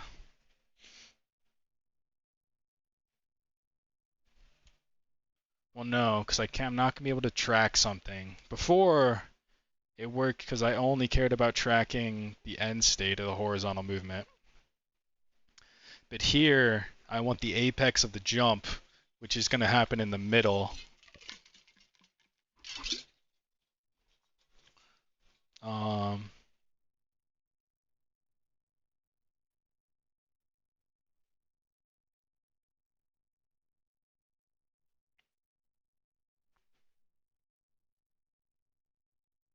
So the question is, what is the best way to keep track of that?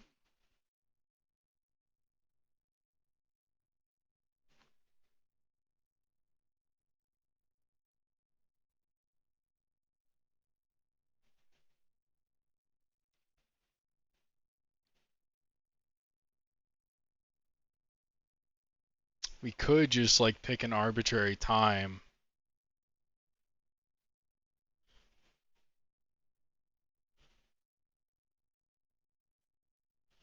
Well, instead, this jump end weight is already an arbitrary time, right? So what we can do is like as soon as we release here, we're back to like having control over the situation. But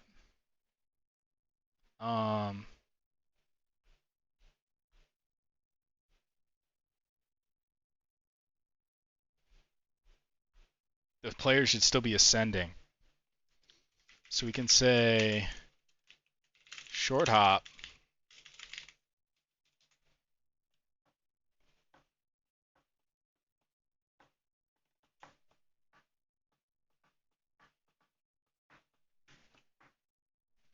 And then maybe we don't have to actually return something, but we can store something like on the class. Are we out of risk of rain? Oh, this is back to risk of rain 1 now. We have get jump apex, private float m last jump apex, like negative a billion.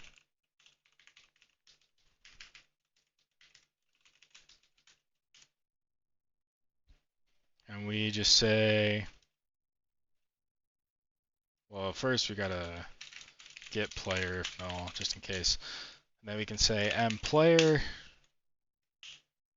say var, rb is m player, at get component, rigid body. And then we can say wall rb dot velocity greater than 0, velocity dot y.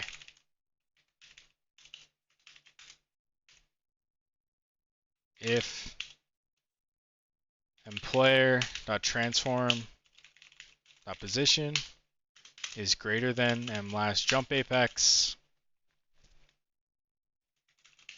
we mLast jump apex equals, and we can say float player y. It's this.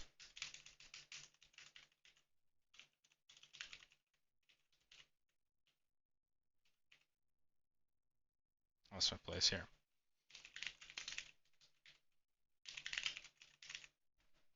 And then yield, return, wait for end of frame. Oh.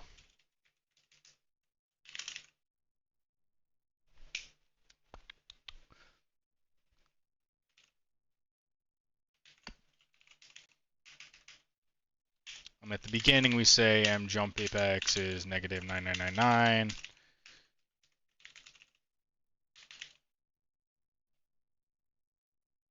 Or actually, we can just reset it at the very beginning of this before we get into that loop.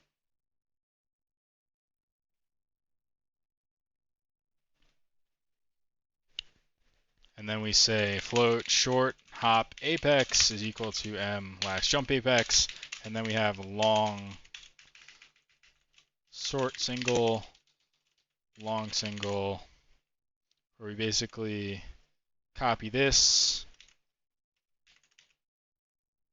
And this probably has to be like this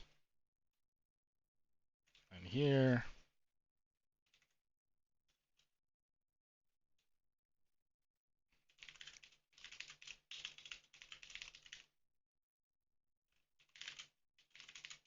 And then to just kind of check where we're at, let's print out those.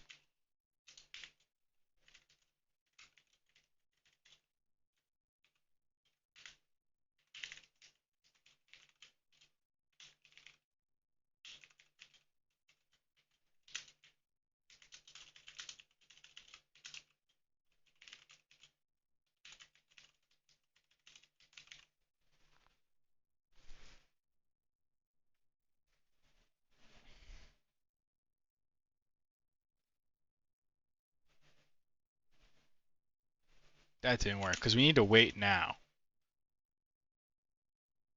After, well, and also that value didn't come out right. Why would that be?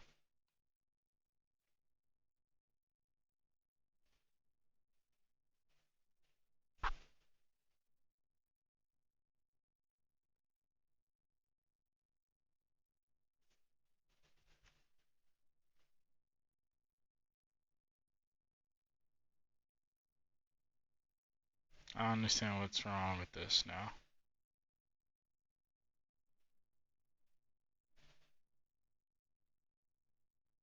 Let's debug some more information.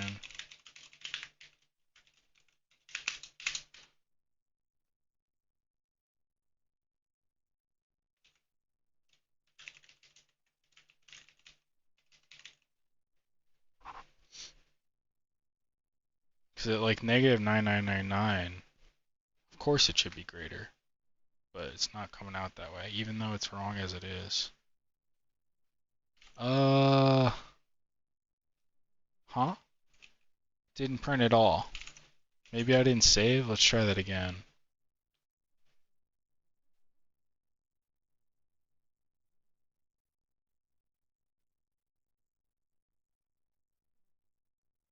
Nope, yeah. Why would this not print?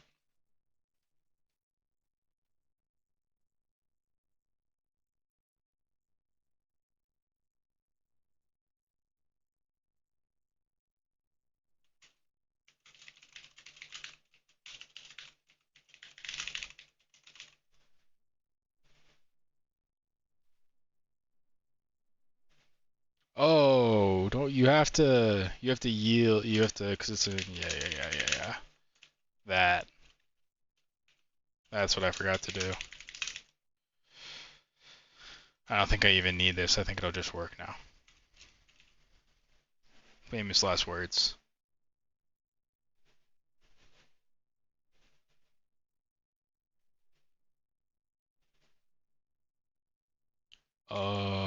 No, now it doesn't work at all.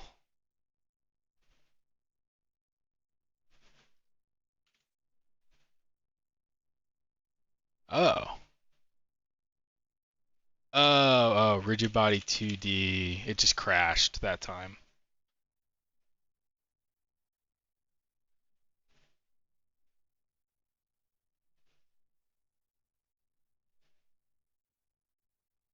Okay. Yeah, now we're at least getting numbers out that make sense. But we also need to wait a bunch of time, say 5 seconds, to land.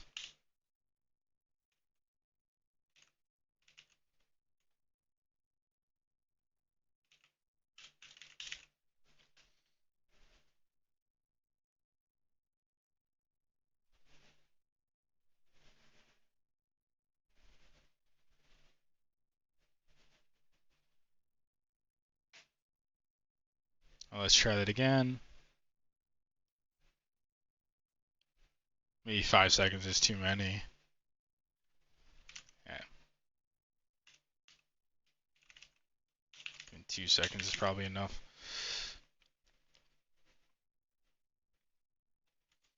Then we also have our double jumps.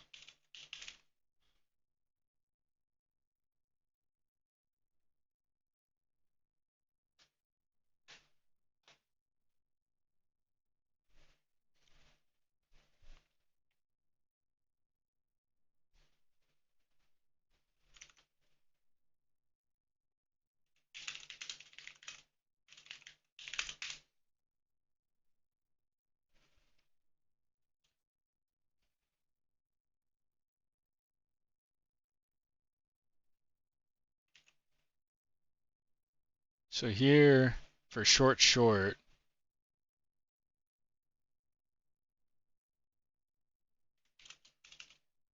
we basically copy this,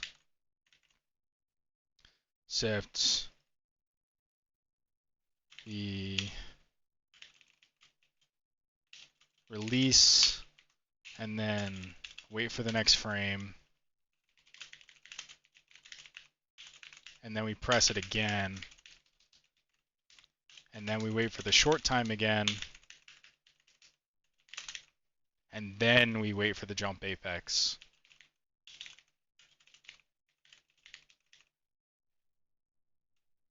And then let's print that out.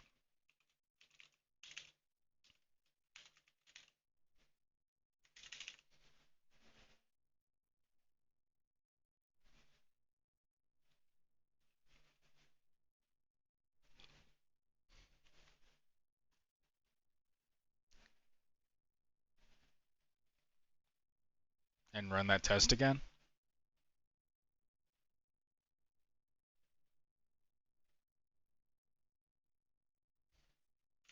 Okay. And then long.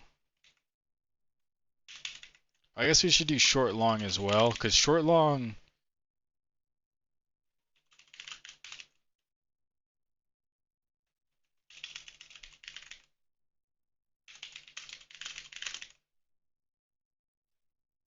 my expectation is basically each of these would get a higher and a higher apex.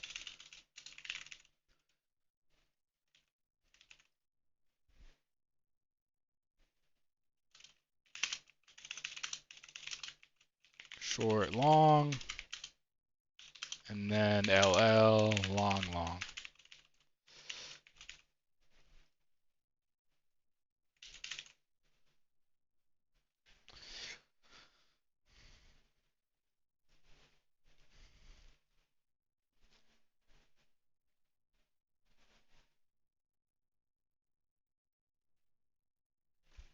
Okay, there's short, there's long, short, short long. No? What happened? What have I missed?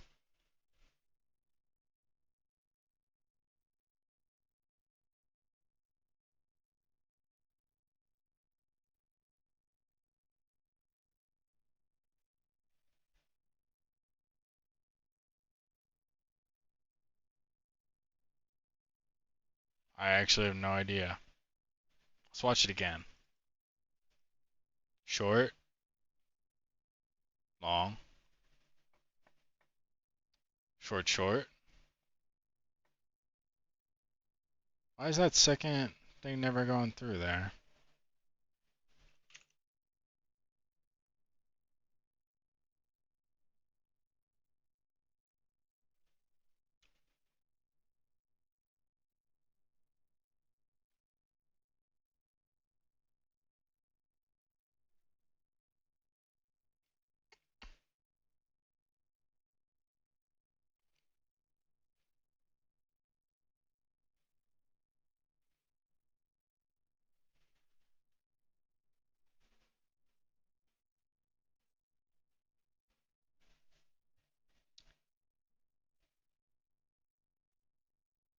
Short, space, wait for end of frame, press space again.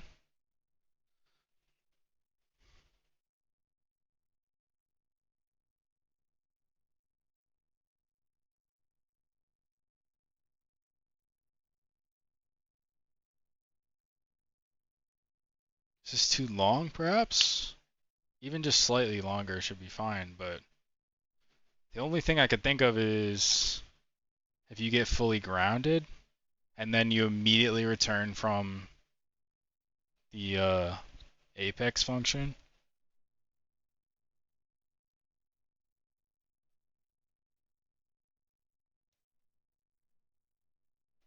I don't get why.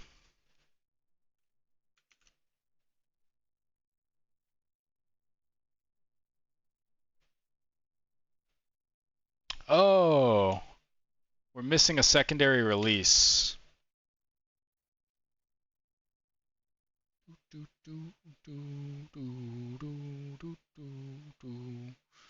So after this press, there needs to be another release. And it only worked for short short because it's basically like each test case pollutes the next test case. So the single jump test case was fine. It wasn't polluting short short.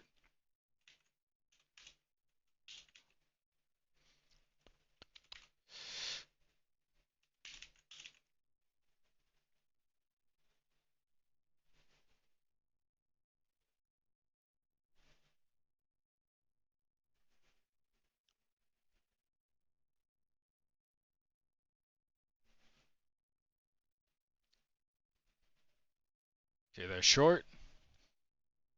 There's long. Short short. Short long. Long long.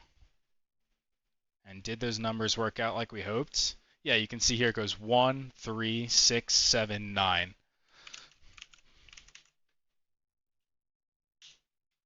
So we can, I guess it's just a sanity check. We can assert that short apex, short single apex is greater than 0. And then long single apex should be greater than short single apex.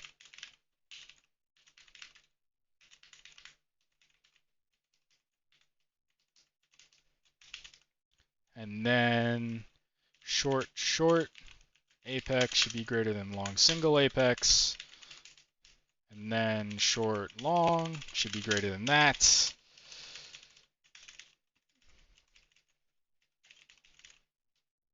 And then last, long long should be the longest or the greatest.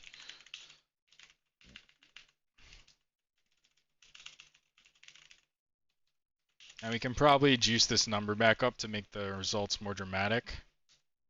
Or maybe we don't want to. Maybe they should be closer. Because in theory, even if I make this 0.3, it should be very slightly bigger.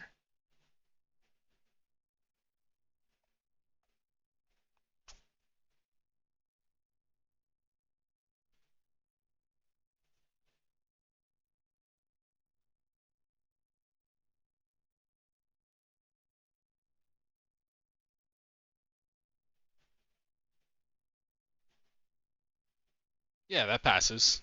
I mean, it squishes the numbers together. Maybe we'll give it a little bit more breathing room just because the only one that's not an exact science as much is like the long versus the short. So if it, maybe if I fiddling with numbers might mess that up in a way that is like a false positive.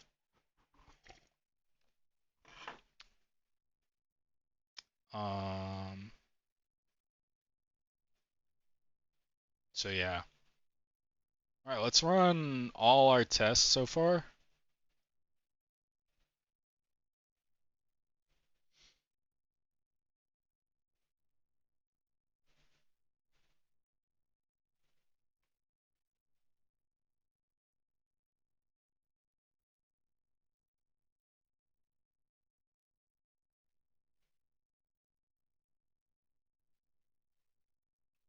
And I think just in terms of order,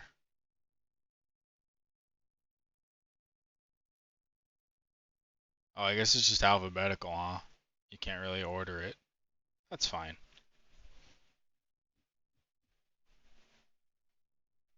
Okay.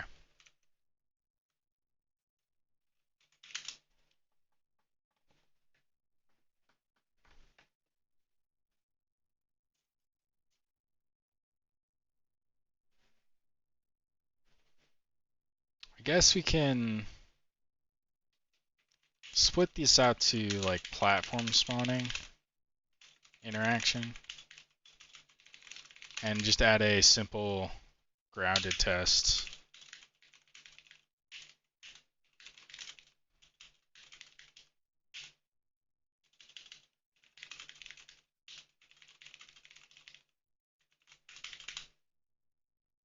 Where it would just be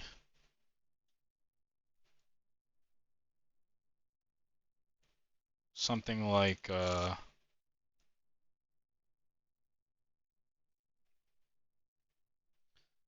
we get our player, ensure, I guess like wait a second in case like he's needs to fall. So we'll say yield, return, yield. What the fuck? Oh, it's yield return. Wait for seconds. I don't know. Wait a second. And then we'll say grounded is and player get component q jump grounded.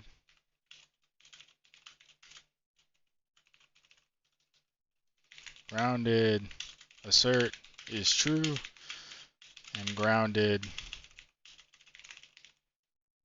is grounded.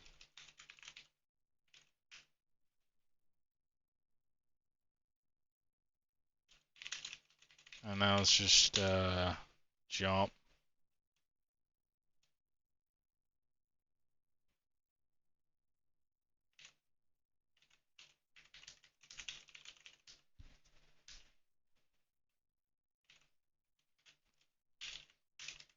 And then wait 5 seconds. I guess after this we should assert is false.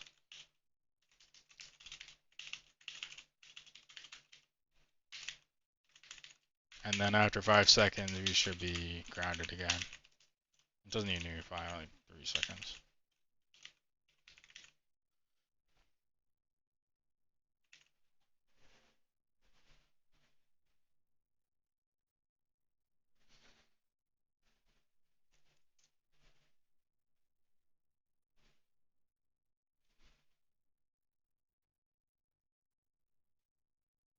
Oops, hit the wrong one.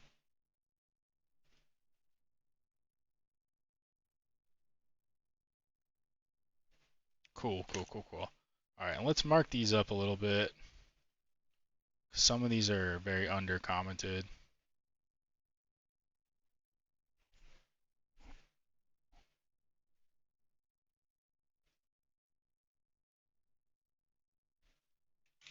Release the frame after pressing.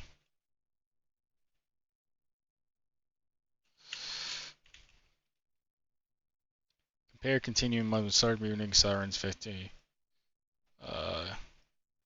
Acceleration affects movement such that stuttered is slower.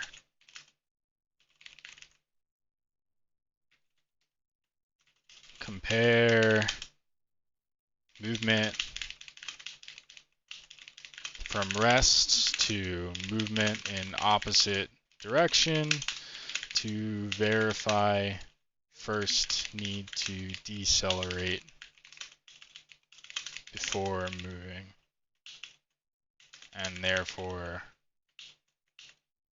and we'll cover smaller distance.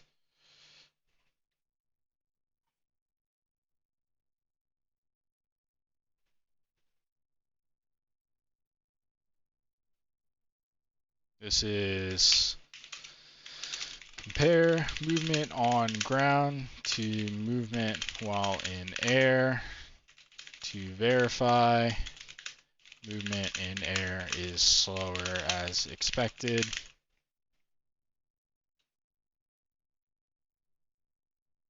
This, I think, speaks for itself. Maybe. Wait until no longer moving upwards.